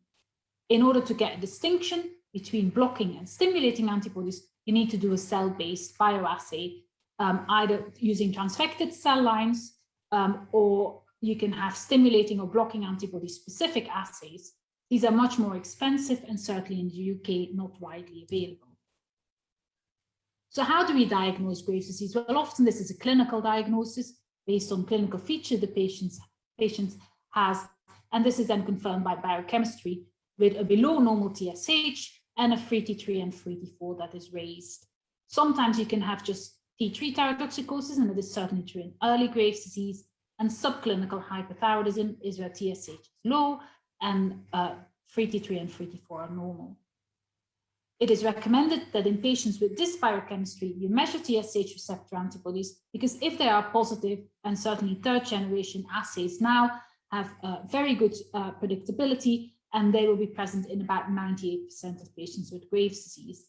If they are negative, the thyrotoxicosis may be caused by other reasons, and then other things such as a technetium scan may be useful.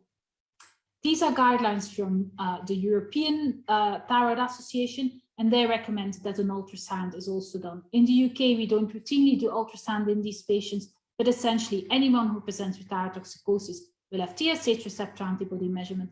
If that is negative, they will go on to have an isotope scan. These are the American Thyroid Association guidelines, which emphasize that it is important to differentiate thyrotoxicosis with and without hyperthyroidism. So this is to identify those patients who have thyroiditis. In order to do this, you can measure TSH receptor antibodies. You can do an isotope uptake scan, and what is shown here is a typical patient with Graves' disease with diffuse increased uptake, a patient with toxic nodular disease, where you can see specific uptake in those toxic nodules, and a patient with thyroiditis where there is no uptake. You could also do an ultrasound scan and look at thyroidal flow, although it may still be difficult to distinguish between patients with Graves' disease and patients with thyroiditis based on thyroidal blood flow.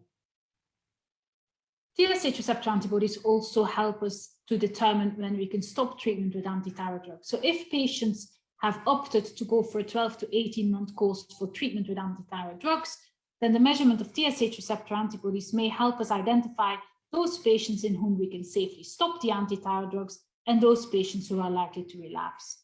And these are two studies here that illustrate this. You can see that in patients where TSH receptor antibodies are low at the 18-month time point where you would stop antithyroid drugs, the risk of relapse in those patients is around 30%. This is significantly higher if TSH receptor antibodies remain high. And therefore, I do measure this in my patients who've had a prolonged course of antithyroid drugs. And if TSH receptor antibodies are high, I do strongly recommend that they have other treatments, or certainly I would continue antithyroid drugs. And this is a study here from Italy showing very similar results. You can see that when TSH receptor antibody levels are 3 times or more the upper limit of normal, the risk of relapse is quite high, but that is even true for patients where TSH receptor antibodies are doubled. What you have to remember when you discuss treatment options with patients is what happens to TSH receptor antibodies after we treat them.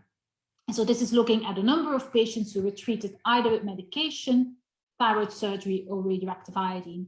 And these graphs here illustrates the number of patients that become negative following these treatments. And so you can see that after 1 year, the majority of patients treated with drugs and surgery will become negative for TSH receptor antibodies, but this is not true for patients undergoing radioactive iodine. And it's particularly important in women who are trying to become pregnant because, of course, TSH receptor antibodies are implicated in fetal Graves' disease. And if they remain very high after radioactive iodine, this can be a significant problem. So a few words then about thyrotoxicosis in pregnancy. Well, newly presenting thyrotoxicosis in pregnancy almost always is gestational transient thyrotoxicosis in about 90% of cases. And it is important that we distinguish this from Graves' disease. And TSH receptor antibodies play a very particular role in this, because gestational transient thyrotoxicosis does not require treatment, whereas Graves' disease will require treatment with antithyroid drugs because of the risk of complications, which is not associated with GTT. Often we find gestational thyrotoxicosis in women who have high levels of HCG with hyperemesis, and often there will be no family history of thyroid eye disease and no clinical features of Graves' disease, which may be present in those patients with Graves' disease. However, TSH receptor antibodies are really important here because they will be raised in patients with Graves' disease and not in patients with GTT. A further way in which we can distinguish them is by measuring T3, which will be often raised in Graves' disease and normal in patients with.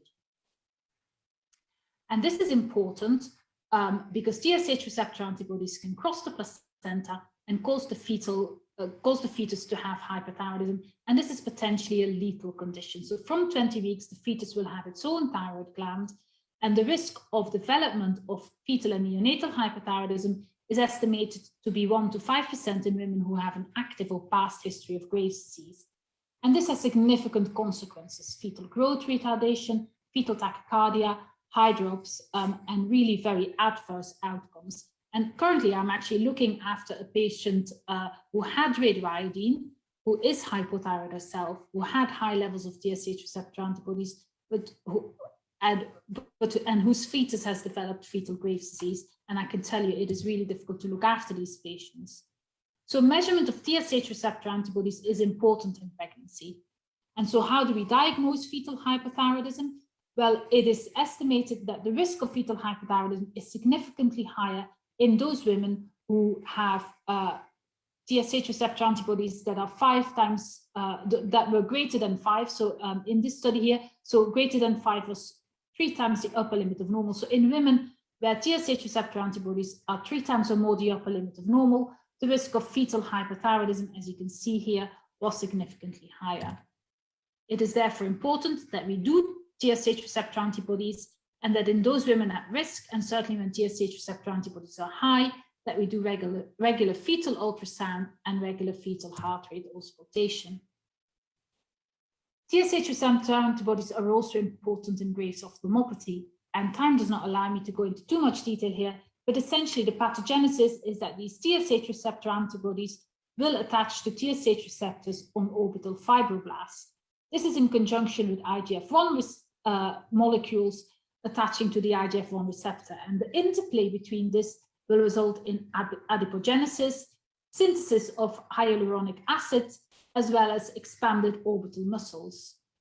In patients with severe hyperthyroidism, TSH receptor antibodies are often high, and this contributes to worsening, to development or worsening of Graves' eye disease, and therefore it really is important to avoid radioactive iodine, because this is known to make eye disease worse, or potentially make eye disease worse if TSH receptor antibodies are high. So again, measurement of this in patients with Graves' ophthalmopathy can be very important. So when do I think we should measure TSH receptor antibodies? Well, it's important that we differentiate hyperthyroidism from thyrotoxicosis. So thyrotoxicosis without hyperthyroidism, such as thyroiditis, does not require treatment, and TSH receptor antibodies are very useful here. It also helps us to distinguish between Graves' disease and toxic nodular hyperthyroidism, and this may help us in deciding which would be the preferred treatment option. As I've illustrated, it helps us to determine whether it is safe to discontinue anti-thyroid drugs, and it is useful in patients with Graves' orbitopathy, especially if we're making decisions on treating them with radioactive iodine. In pregnancy, it's important to distinguish transient thyrotoxicosis from Graves' disease, and it is recommended that this is measured in all patients who have previously had Graves' disease, regardless of whether they have become hypothyroid, or patients who have active Graves' disease early in pregnancy. And if it is raised early in pregnancy, then repeat measurements at 20 and 28 weeks help us to guide those patients where more intensive fetal follow-up is needed. So the final bit of my talk talks about thyroglobulin antibodies and management of differentiated thyroid cancer. And again, I don't think this audience needs to be told how we manage thyroid cancer, but often patients will present with thyroid enlargement. This is assessed via ultrasound, and there are a number of classification systems that determine the risk of malignancy in this thyroid enlargement. This is then followed by an ultrasound-guided fine needle aspirate, which can be graded in most of the world by the Bethesda classification, in the UK by the Thai classification. It is possible that then further imaging or molecular testing is needed, but patients will then end up with surgery, either a hemithyroidectomy in the lower risk cancers or a total thyroidectomy, and more or less degree of neck dissection. So how do we risk stratify patients with differentiated thyroid cancer? Well, we have the TNM staging, which will be done post-operatively. And this is a very good tool to predict death from disease and overall prognosis, but it does not accurately predict the risk of recurrence and does not account for treatment responses. Similar to the ATA guidelines, the British Thyroid Association recommend that we do a post-operative risk stratification, stratifying those patients into low, intermediate, or high risk categories. This is from the American Thyroid Association, the 2016 guidelines, which do a similar risk stratification post-operatively of low, intermediate, and high risk tumors. And this risk stratification very much helps us to decide on those patients who may need radioactive iodine ablation, and then whether we do that at low dose or high dose. It helps us decide on the degree of TSH suppression we have to give patients, as well as the duration and intensity of follow-up. Importantly, what's been introduced by most recent guidelines, so this is European guidelines, British guidelines, American guidelines, is that we then in the follow-up need to do an assessment of the response to treatment in patients with differentiated thyroid cancer. So, and generally, patients will be subclassified. So this is done usually at about 9 to 12 months following treatment, where we assess how have patients responded to the treatment we've given. And they can be subdivided in an excellent response category, in an indeterminate response category, and then an incomplete response category, which can either be biochemically incomplete or structurally incomplete.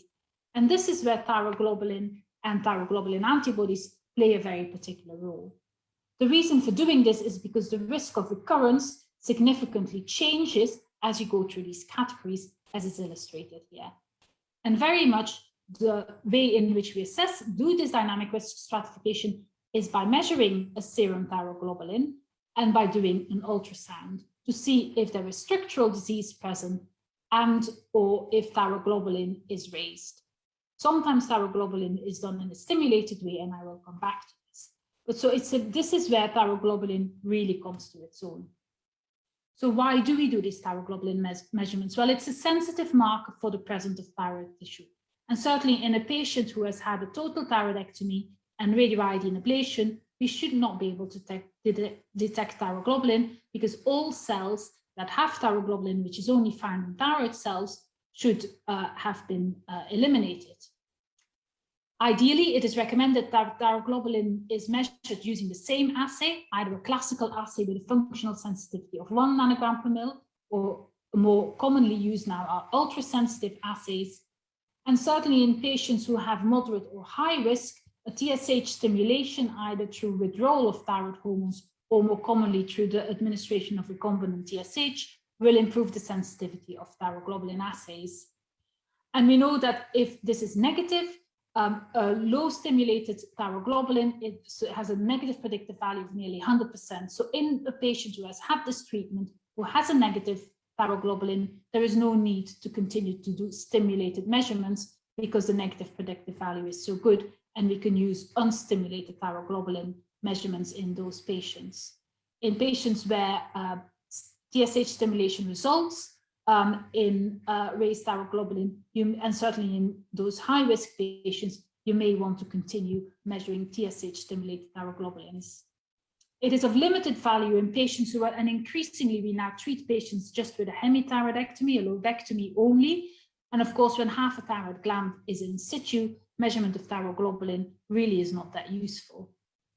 There are an increasing number of studies now that indicate that the measurement of thyroglobulin post-operatively may help predict those patients who will benefit from radioiodine ablation. And if this is undetectable, then it is unlikely that a patient needs radioactive iodine treatment. So what is the role of antibodies in this? Well, thyroglobulin antibodies interfere with the thyroglobulin assay and make the interpretation of the thyroglobulin measurement uninterpretable. I've already said that thyroglobulin antibodies are common in the population, and they are estimated to be present in about 25% of patients with differentiated thyroid cancer.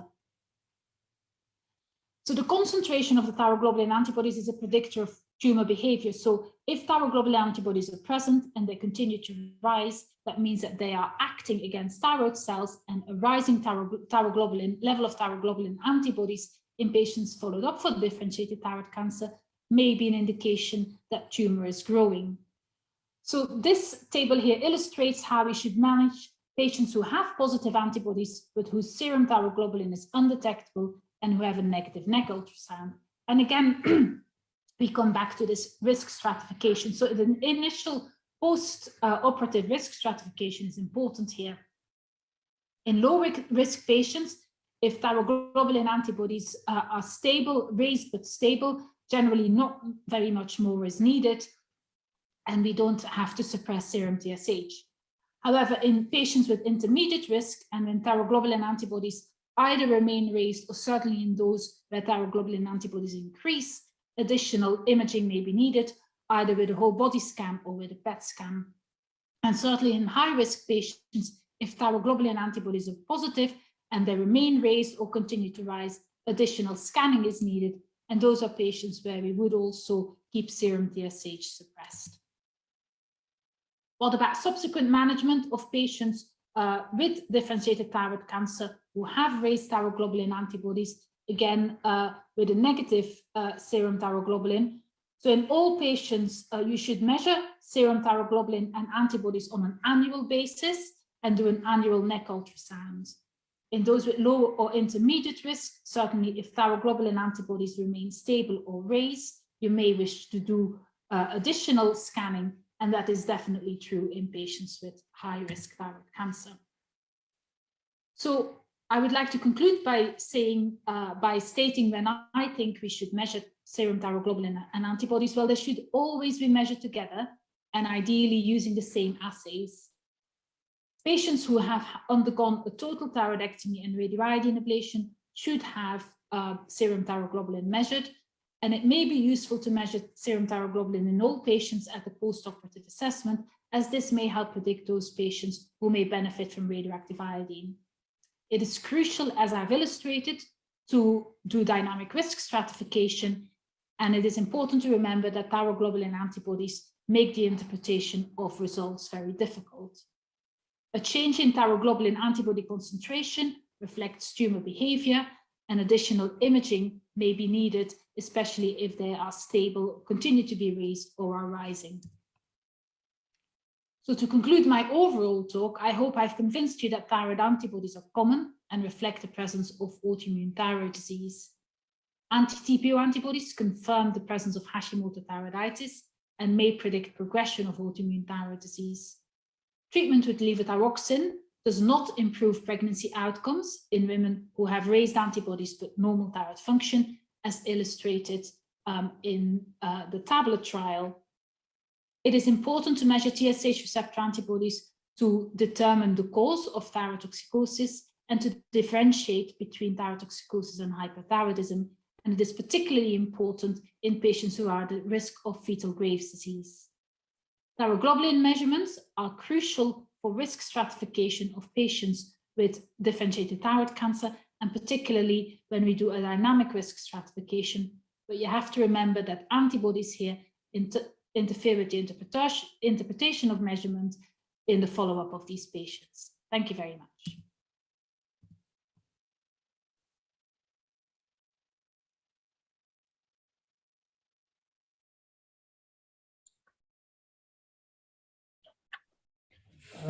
Thank you very much for all the speakers. I would like to invite you for the Q&A session. I'd like also to thank all our attendees. We have now more than 500 attendees within this session. We have more than 30 questions posted, and our speakers nicely answered a couple of them in the chat box. But I have still a couple of questions that I would like to share. The first few questions will be open for all the speakers. One of them has been already answered by Dr. Razvi in the chat box, but I thought it might be interesting to share it with other people. And the question says, do we see usually cases of thyrotoxicosis post-COVID infection?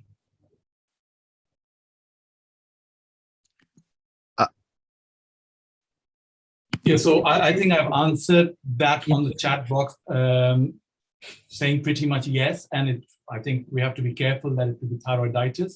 There have also been case reports of Graves' disease, post-COVID infection. And I look forward to what my colleagues might have to add to that.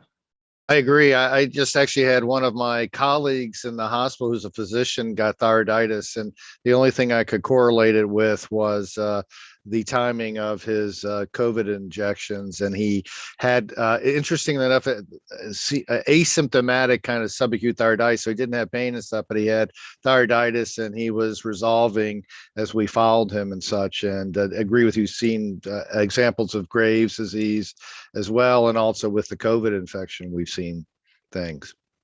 Kristen? Hi, yeah, so I've actually recently reviewed all the evidence because I had to do a webinar. Because at the start of COVID, we said that we didn't think that COVID would predispose patients to Graves' disease. There have been at least 4 case reports of patients developing either concurrent Graves' disease. In 3 of those patients, that was relapsed. In 1 patient, that was de novo Graves' disease.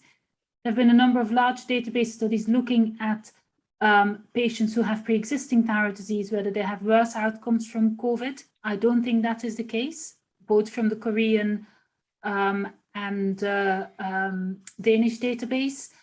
And, you know, of course, thyroiditis has been described quite significantly, both following infection as well as post-vaccination. Thank you very much. The second question that I will give to the whole panel, it says weight gain post-treatment of thyrotoxicosis. What's the mechanism and how would you manage? You want me to go first? I think you're the best person to answer that. Yes. Thank you both. So I don't know what the mechanism is. So I've actually got an interest on this, and we're doing further work on this. So we did look at about 1,500 of our patients who were treated for thyrotoxicosis. And so there is no doubt that patients gain weight after treatment. Obviously, often patients have lost weight before they become ill. We make them better, they gain weight. The anecdotal evidence, and from what patients tell us, is that they overshoot. It's very difficult to actually gauge that and to confirm, because we often don't know when they became ill, so what their weight would have been. Patients' recall of how much they weighed wasn't great. We know appetite signals are disturbed when they become thyrotoxic. And I think there is a degree of patients having disturbed appetite signals. They come to us and they say, I'm eating like a horse, and actually the weight is dropping off me. If they keep eating like a horse, they are going to gain weight. However, I do think that the underlying pathology does influence it as well. And so there clearly is something going on there. I have made it my life quest to try and unravel it. I don't know if I can. So the exact mechanisms aren't known. Patients gain weight. Patients probably overshoot, and it looks like patients who have radioiodine overshoot a little bit more than patients who have anti-thyroid drugs. But in absolute terms, when we looked at that in our patient population, that was actually only about a kilogram difference. What I would very much like to do is do a trial where if you give patients lifestyle advice when you start their treatment, whether you can actually prevent this, because this is a unique situation of, it's not trying to make obese people thinner. This is trying to prevent predictable weight gain or prevent excessive predictable weight gain. I do think, so there's a very, very small trial, 1989, 20 patients in each group. Those patients who were given dietary advice gained less weight. That's the only trial that's available. But hopefully in a number of years, if people listen to me and fund me, I might be able to give you some more information on that. I very much concur with that answer. And I think it is a combination of just disordered eating signals, and also maybe the metabolism is not quite right. There's resistance to thyroid hormone. Now they're more normal thyroid hormone levels, and that takes a while. And I think we should be proactive about avoiding that weight loss. Yeah, and I haven't got anything else to add to that. Now, I have a question for you, Professor Razvi. There is a recent article in Thyroid that correlated hypothyroidism with dementia. They said that there is a very high risk of dementia in patients with hypothyroidism. Would you comment on that? So I think it kind of depends on how we define hypothyroidism. I think there is no doubt that severe real hypothyroidism, where the TSH is high and T4 levels are low, that is associated with problems with cognition and memory and all sorts of executive function. The question that tends to be asked more is about the relationship between subclinical hypothyroidism and dementia. And I think that still hasn't been answered to a full degree. No trial I'm aware of has actually looked at dementia as an outcome. They've looked at progression of dementia scores or MMSE scores, markers of cognition and so on. Even those do not suggest that treatment has any impact. A large amount of data is kind of observational. So lots of observational studies have looked at TSH at baseline in association with progression to dementia. Now, again, as I stressed in my talk, relationships or associations do not mean causation. And I think it's very easy to always equate A with B, as A is causing B. But there's usually a C or a D or an E, which we haven't measured or we're not even aware of, that muddies the water. So I think the answer is, if it's overt hypothyroidism, it's probably correct that it is associated with dementia. With subclinical hypothyroidism, the answer is less clear. My feeling is that it's probably an association and treatment wouldn't make a huge amount of difference. Thank you. Professor Pernot, I had, there is a question posted about a 16-year-old hypothyroid boy with a T4 of 5, hypothyroid on treatment with thyroxine 50 microgram. His TSH on thyroxine dropped to 0.01. Then they stopped the treatment, and once they stopped the treatment, his TSH went to 28. He was lost to follow-up, and he came later after 2 months with a TSH of 280 with normal T3 and T4. And the patient was found to have, he had on examination butterfly rash, and he was diagnosed with discoid lupus. So the attendee was asking about the management and what to do with the TSH. Sure. 80, normal T3, T4. When I see so much variation in TSH and then the other parameters are okay, it really starts to make me wonder. It's also helpful to examine and see, are there really signs or symptoms of hyperthyroidism? But with the normal free T4 and T3, I'd be worried there's some type of interference with TSH, and I might consider doing the TSH dilutions that I mentioned. A HAMA antibody check would be reasonable. I mean, there's some other thing going on with a butterfly rash, so they could have some autoimmune disease. You could measure TPO, TG antibodies, so that's probably not going to tell you exactly. The other thing is, I think they said that TSH was always in the same assay. You could do it on a different assay. I've also on occasion get maybe a free T4 with equilibrium dialysis to make sure that's accurate. A free T3 assay is not the greatest thing in the world. You could do a total T3, although then you get into binding globulin issues. I mean, biotin, of course, that's not the population I think of being on biotin, but make sure they're not on biotin and any interference. And of course, make sure they don't have like adrenal insufficiency, although I don't think people with early adrenal insufficiency, that like the case I described, would have a TSH of 280. And I would welcome any input from Kristen or Salman on that, because it's it's a weird set of circumstances. And does a patient, have a goiter or anything like that? But I suspect some type of laboratory issue. I agree. I think that's the first thing that needs to be excluded. It actually, if you have funny thyroid function tests, first thing you should exclude it is if this is a lab assay, because almost certainly that is what it will be. We've had a very eloquent talk about lots of nice, wonderful, rare diagnoses. A lab issue is in my experience, the most common issue. Yes. It is, and I think it's very useful to be aware of the local laboratories, but equally more important to know what assays they are using. I think it's very easy for us to take the assays and the results for granted, and we think of every result being similar to every other result, and we don't really consider the assays and the differences between assays most of the time. So I think it's really important that we are aware of this. I have my lead lab person's, his numbers like in my, my phone. So I know to call because again, yes, it's very much, so many times it's just a lab related issue. So, and the other thing is make sure they have a correct diagnosis. Here, this is some weird stuff, but just to make the comment, so many people are misdiagnosed and labeled with hypothyroidism. And then I get to them and realize they never had hypothyroidism and they were just treated with thyroid hormone. So. Now, I have a question for Professor Poller. There is again a recent publication that looked at antibodies, specifically antithyroglobulin antibodies, in patients with amiodarone-induced thyrotoxicosis. For ages, we used to think that positive antibodies goes with type 2, which is associated with inflammation.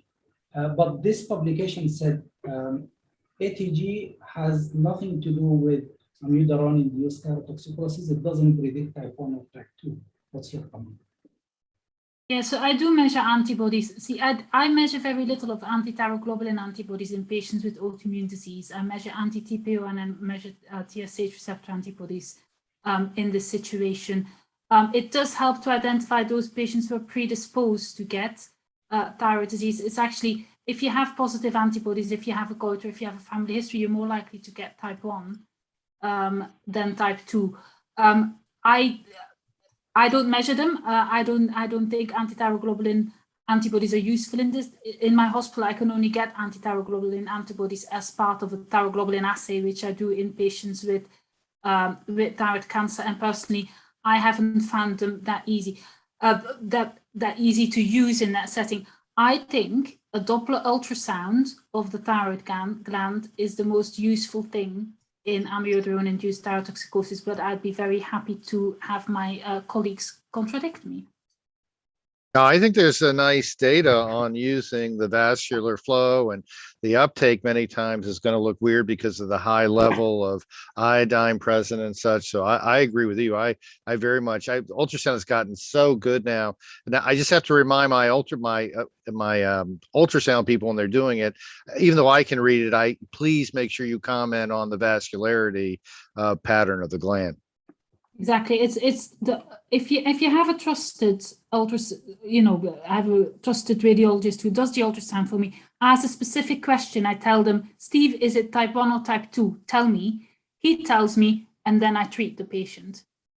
I would say my other thing that with amiodarone-induced thyrotoxicosis is, and I think Dr. Franklin has published on some of this, that a lot of times you need to use both steroid and methimazole. And we have a lot of heart transplant patients on amiodarone, and I many times have them on both because I think many times they're a mix and they're not this pure type 1, type 2 is good in the books, but in clinical practice, I don't tend to see as much.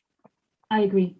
Most of my patients will go on board. I've had actually during COVID, I've seen quite a bit of resistant amiodarone-induced thyrotoxicosis, and so we've now done a lot more thyroidectomies in patients, just because they were so resistant, and because essentially we couldn't manage them in the community because access was so difficult, and it was just like, right, let's just take the thyroid out here. And I must say it's been hugely successful. Although these are usually higher risk patients for surgery, so you have to give something to calm your surgeon down to as you ask them to take on this patient. Yeah. Now, I'd love to have short answers for the coming questions. Professor Razvi, you said age would impact the TSH level. Is it an indication for T3 supplementation in elderly population, the high TSH?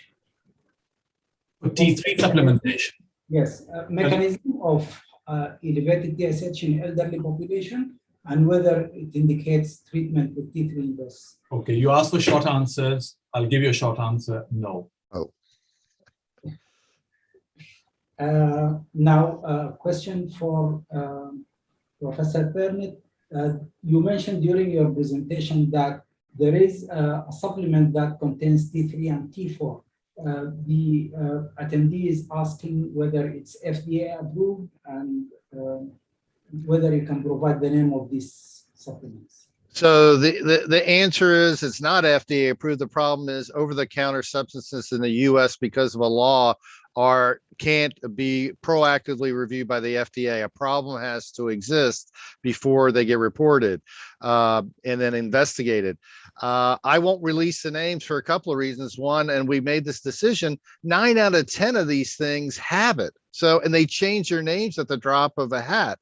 So, and they've never been shown to have efficacy. So I think when 90% of something is shown to have something it's not supposed to have in it because it's a prescription, you just stay away from it. Again, they can change this at the moment's notice. Plus, there was a concern among some of my things about would some of them try to sue us or something like that. So I would just say, I don't think there's a reason to give the names out. And actually, I talked to the FDA and I said, you guys need to investigate that. When 90% has an issue, they all should be concerned to have an issue, and none of them have been shown they're worth anything. So that's my answer. Professor Pollard, is there any advantage for testing anti-TSH antibodies before 28 weeks? And would it make any difference if it is a single pregnancy or multiple pregnancy? And how would you manage? So I think, as I said, all patients who have previously had Graves' disease or have current active Graves' disease should have it measured early in pregnancy. And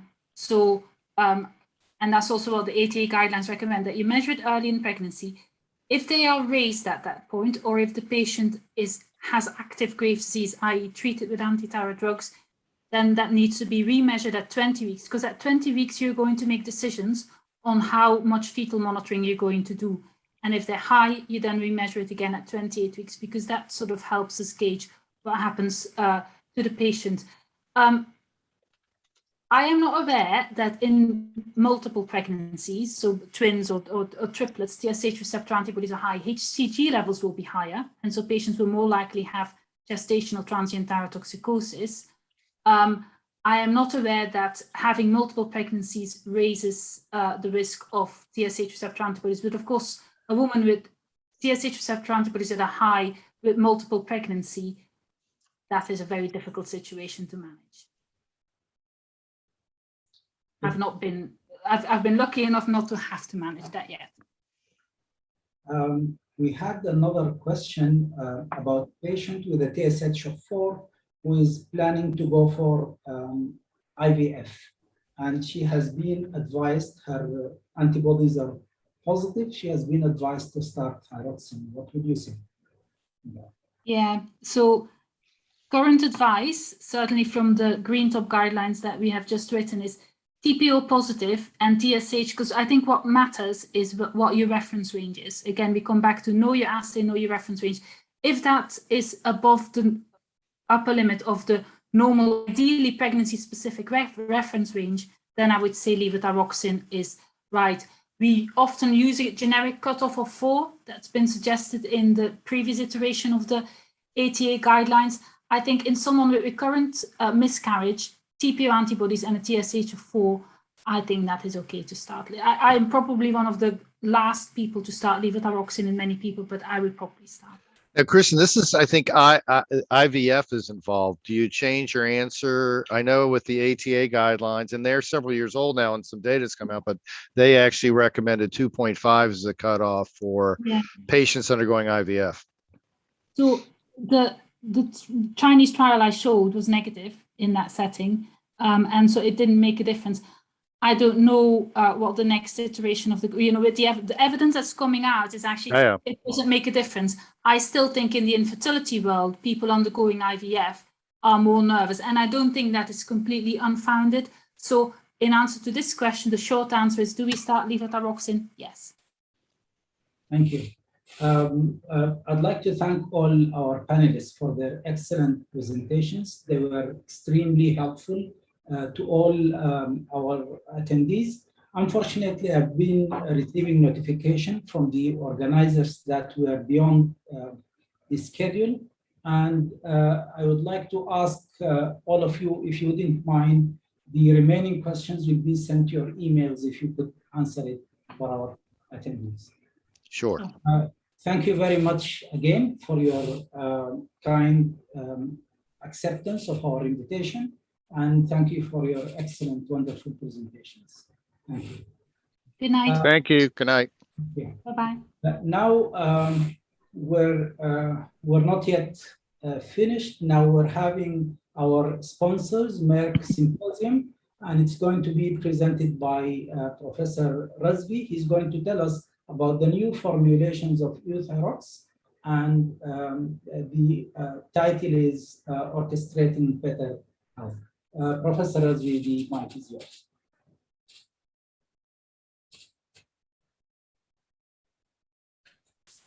Thank you very much. I will attempt to share my screen.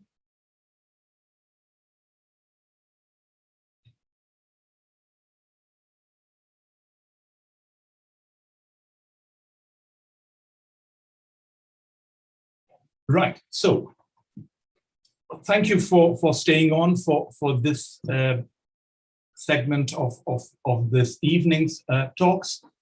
Over the next few minutes, I'll be talking to you about a new formulation of levothyroxine that has reached the market, and I'll explain why it has needed to come out and what difference it may have, both in terms of the physical, chemical, as well as potentially clinical effects on our patients. So it's a new formulation in the sense that it's still levothyroxine. What is new is that some of the excipients have changed.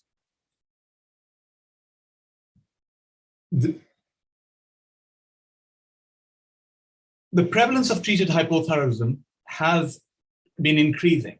Now, it's unclear why that might be the case, whether it's related to more case finding or it's related to an increase in our propensity to treat patients with even milder rather than TSH is unclear. But what is clear, and I can share data from the UK here, and I suspect it's pretty similar elsewhere because there is similar data from the US as well, is that over the last 10 years or so, and I say last year, this data is already 7 years old now, that the number of individuals being treated has gone up throughout the UK. So in 2005, less than 2.5% of the total population was being treated. And by 2014, it's close to 3.5% of the population, which is millions of individuals. And the projection is that currently it is likely to be more than 3 million people that are being treated. So more and more people are being treated. So why do we need consistent and more precise treatment? Levothyroxine has been around for the last 40 plus years. What has changed?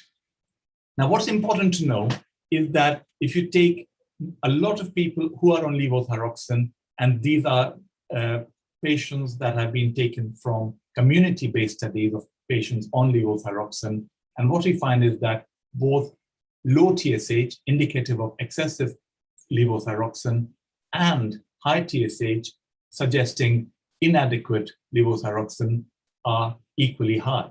So 14, 20, 22, so roughly 15 to 20% of people will have evidence of excessive treatment, and slightly higher, 20 to around 28%, have features, biochemical features of having hypo or inadequately treated hypothyroidism indicated by a high TSH. I'm sure you'll all agree is that hypothyroidism is best managed with a consistent and precise treatment. Again, this is observational data. There has been no randomized controlled trials that have tried to adjust treatment over a long period of time to see whether that has makes a difference in outcomes such as cardiovascular disease, dysrhythmias, or fractures. There have been some small-scale studies over a short period of time that have looked at quality of life. Those quality of life over 3 months didn't seem to change in large group of patients, or relatively large group of patients, in 3 months, when TSH has been targeted between the lower half of the range compared to the upper half of the range. But what it doesn't tell us is what happens overall in the long term. Observational data suggests that people with a high TSH, as well as people with a suppressed TSH, have higher risk of cardiovascular disease, dysrhythmia, and fractures. Now, it's unclear what might be causing the fractures in the hypothyroid patients, but again, I stress this is observational data, whether this suggests that this group is actually less likely to engage with health professionals, less likely to be taking their medications properly, therefore less likely to have adequate control of diabetes or high blood pressure, or the lipid profile is unclear. But it suggests that having ideal TSH level within the reference range might be better in the long term. Now, this is again real-world data from the UK that suggests that areas that have a higher prevalence of hypothyroidism, so more people taking levothyroxine, is also associated with higher risk of atrial fibrillation. And again, we don't know whether this is just a relationship, which is just observational in terms of A is associated with B, or whether there might be an element of, if 15 to 20% of people are overtreated, as you've seen in the previous study, then it is also likely that maybe it's those people that are at higher risk of developing atrial fibrillation. The other possible explanation is that maybe the people who are developing atrial fibrillation first, they might have the thyroid function being checked, and therefore a proportion of those are being started on levothyroxine subsequently. So it's difficult to tease out what comes first and whether one is causing the other is just association. We don't know, but it's again suggestive that areas with higher levothyroxine treatments also have higher risk of atrial fibrillation in those populations. What about much larger patient group? And this is a study that was from a general practitioner database called the THIN network, which is an electronic patient record from all across the UK primary care network. And I won't read you through all of these, the references here on the right-hand bottom of your screen, but I'll show you some graphs that will suggest to you that ischemic heart disease, atrial fibrillation, mortality tends to be higher in people when the TSH is higher, when the TSH is lower. Again, there's an element of increasing in fragility fractures as the TSH is going higher or it is going really low, although it doesn't reach significance. There's the hazard ratio, and anything that crosses 1 on either side isn't significant. Atrial fibrillation, again, you can see that both a low TSH as well as a high TSH is associated with high risk. As you can see, this is less than 1, and that is higher than 1 all throughout. So again, suggesting that these are associations and not necessarily indicative that one is causing the other. So the other thing that is important to know is that the different preparations of levothyroxine, they might have the same dose, but what they have bioavailable might be different, and it might actually be more than 10% different. So as an example, one brand of levothyroxine has 100 microgram, and the other brand of levothyroxine also states it has 100 microgram.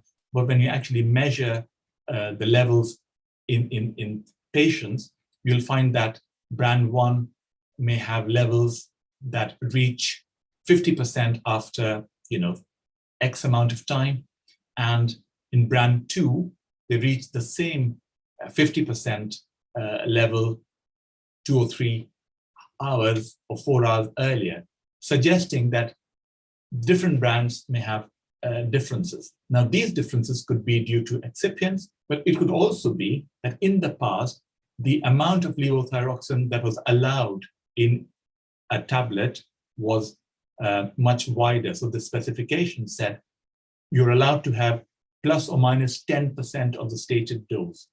So 100 microgram tablet could be 90 micrograms or could be 110 micrograms. And that was allowed by the healthcare authorities, such as the FDA, such as the MHRA, such as the EMA, and so on, and equivalent authorities in different countries. So what it means at a clinical level is that it could lead to a potential problem if a patient switches the thyroxine preparation. So if they take one preparation for the first 3 months, and then they take another preparation, and if they take 100 micrograms, and if the first preparation contains 110 micrograms, and the other preparation contains 90 micrograms, that's a difference of 20 micrograms for that person. And that could lead to changes in their thyroid hormones, lead to changes in the TSH level, and also lead to changes in their symptoms. So as we all know, even slight changes in levothyroxine dose can alter TSH levels, and that's because TSH is very, very uniquely sensitive to minor changes in T4 levels. The American Thyroid Association came out with their guidelines about the choice of levothyroxine product, and what they recommend is that prescription of brand name levothyroxine or alternatively maintenance of the same generic preparation is advised. So if you're going to prescribe a levothyroxine, try and stick to the same brand.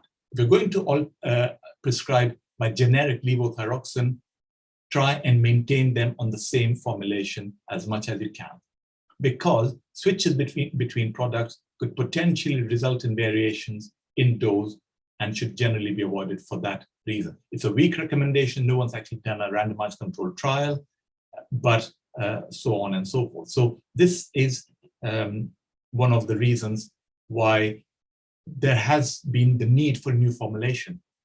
The reason behind why this happened was in the US, the FDA took note of concerns from the clinical colleagues, and they suggested that levothyroxine should have a much tighter specification, and therefore, rather than the 90 to 110%, the US came out with this 95 to 105% tighter specification. The UK agreed with the upper end being reduced to 105, but as of now, the MHRA haven't changed to 95 as the lower limit, so they have gone with 90 to 105% here in the UK. The aim of the revised specifications from the healthcare authority was to ensure that patients receive the same dose of medication day in and day out. When I say same dose, similar dose is probably a better way of putting it, because as I said, if you're allowed to have, even now after these changes, anything between 105 to 95% of the dose within each tablet. So what is important is the active ingredient remains the same, it's still levothyroxine, but to meet these new requirements, manufacturers have had to change what or how they make their tablets. So what is important is that the new formulation remains similar to the old formulation in terms of its bioequivalence. And to show that, Merck have had to do a trial in healthy volunteers. They took a large number of healthy volunteers.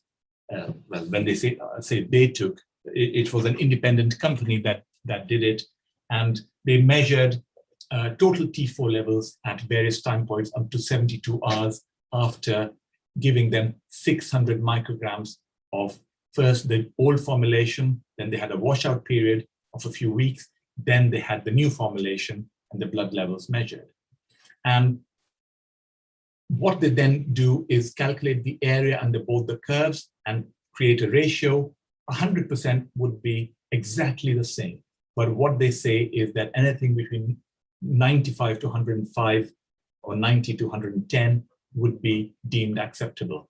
As you can see, visually, looking at the graph, they're almost identical. They are superimposed onto each other. Now, the important point to remember is these are healthy volunteers, so invariably young medical students who have time, but they also have their own endogenous T4. So these values are corrected for their own endogenous T4 levels. Headache was the most common drug-related adverse event, but that's not surprising. If you give a normal healthy person 600 micrograms of levothyroxine, it's not surprising that they will have a headache.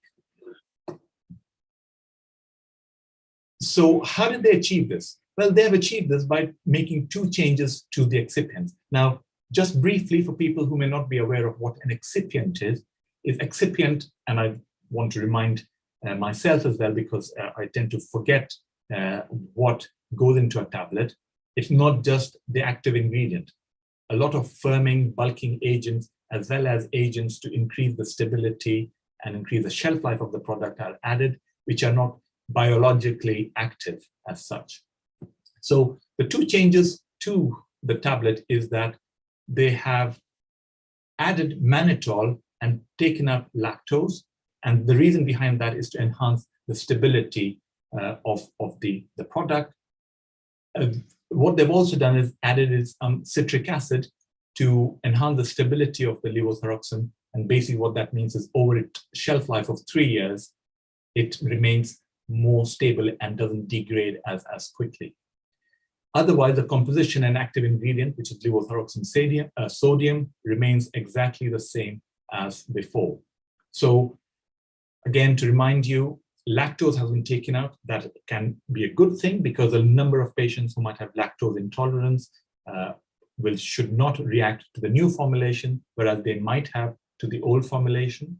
And citric acid, as you know, is acidic and in certain conditions might be better absorbed in an acidic environment in the stomach. But the reason behind adding citric acid was to increase the stability of the levothyroxine over time.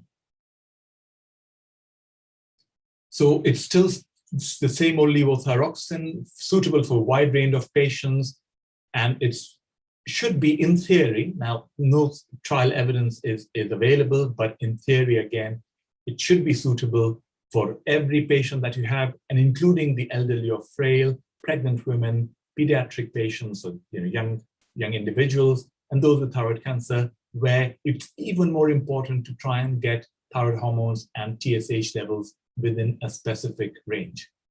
And therefore, having a narrow margin of error should make it less likely that people will have more concerns or more issues with this. So, as I said, the new formulation should have the same benefits as the old formulations. That hasn't changed. So they have the same appearance, the tablet itself, compared to the old formulation. The tablets don't look any different. The packaging looks slightly different. So it has some added, it says modified formulation. It has a QR code which patients can scan, and it should take them to the website that will tell them more about what has changed. And patients should take the same dose as before. So the dosing doesn't need to change for patients. Patients do not, or you do not need to measure thyroid function once they have been switched from the old formulation to the new formulation. If any patients does complain of any new symptoms that you think may be linked, then obviously checking a thyroid function in that instance would be sensible, but you wouldn't expect things to be different with the new formulation based on experience elsewhere, as well as the fact that the active ingredient isn't changing. So, as I said, what it does do is gives you more reliability in the dose. So you should have a higher degree of confidence that you are meeting the required dose between 95 to 105% over the full shelf life of 3 years. The patients do not need to change anything, although they should be getting more information either directly from scanning the QR code or by asking their pharmacist. And it should help to minimize the risk of adverse clinical outcomes associated with suboptimal controlled hormone levels, especially where there have been switches or where one batch might be different to another batch. So that variation should be much tighter with the newer formulation. So you should still have the same doses available as before, 25, 50, 100, and 150 microgram. So that hasn't changed either. And thank you. I hope you are now all aware of this. I'll stop sharing now. Thank you very much, Professor Frisbee.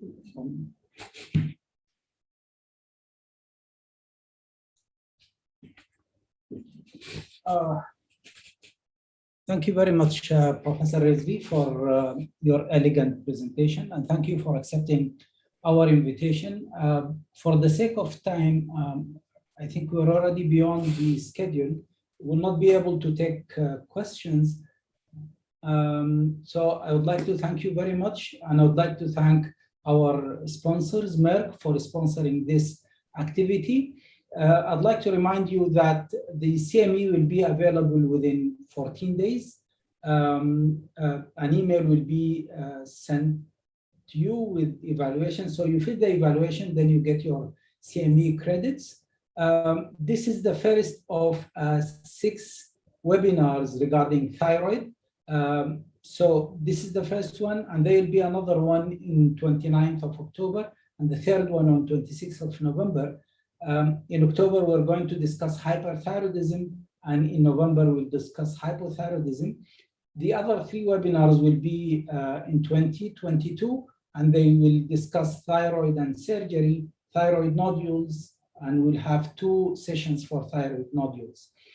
Of the activities of the EDS also within this year, we'll be having the Young Leader Forum. The Young Leader Forum on 13th of October, which is 2 weeks from now, is going to discuss, or 3 weeks from now, which is going to discuss pituitary care, and we'll be having endocrine disorders in women on 15th of December. This is all regarding the upcoming events, but the major event we're keeping for next year is the EDEC 2022. It will be on 24th to 26th of February. So please save the date until you get your invitations for the upcoming event. And I'd like to thank you all for being with us. And as I told you, it was a well-attended webinar. We had more than 550 attendees, and we had excellent speakers. Thank you very much, and have a good night. Thank you.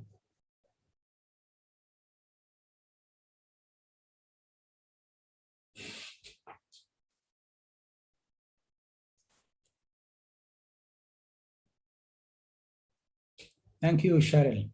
Thank you, MCI.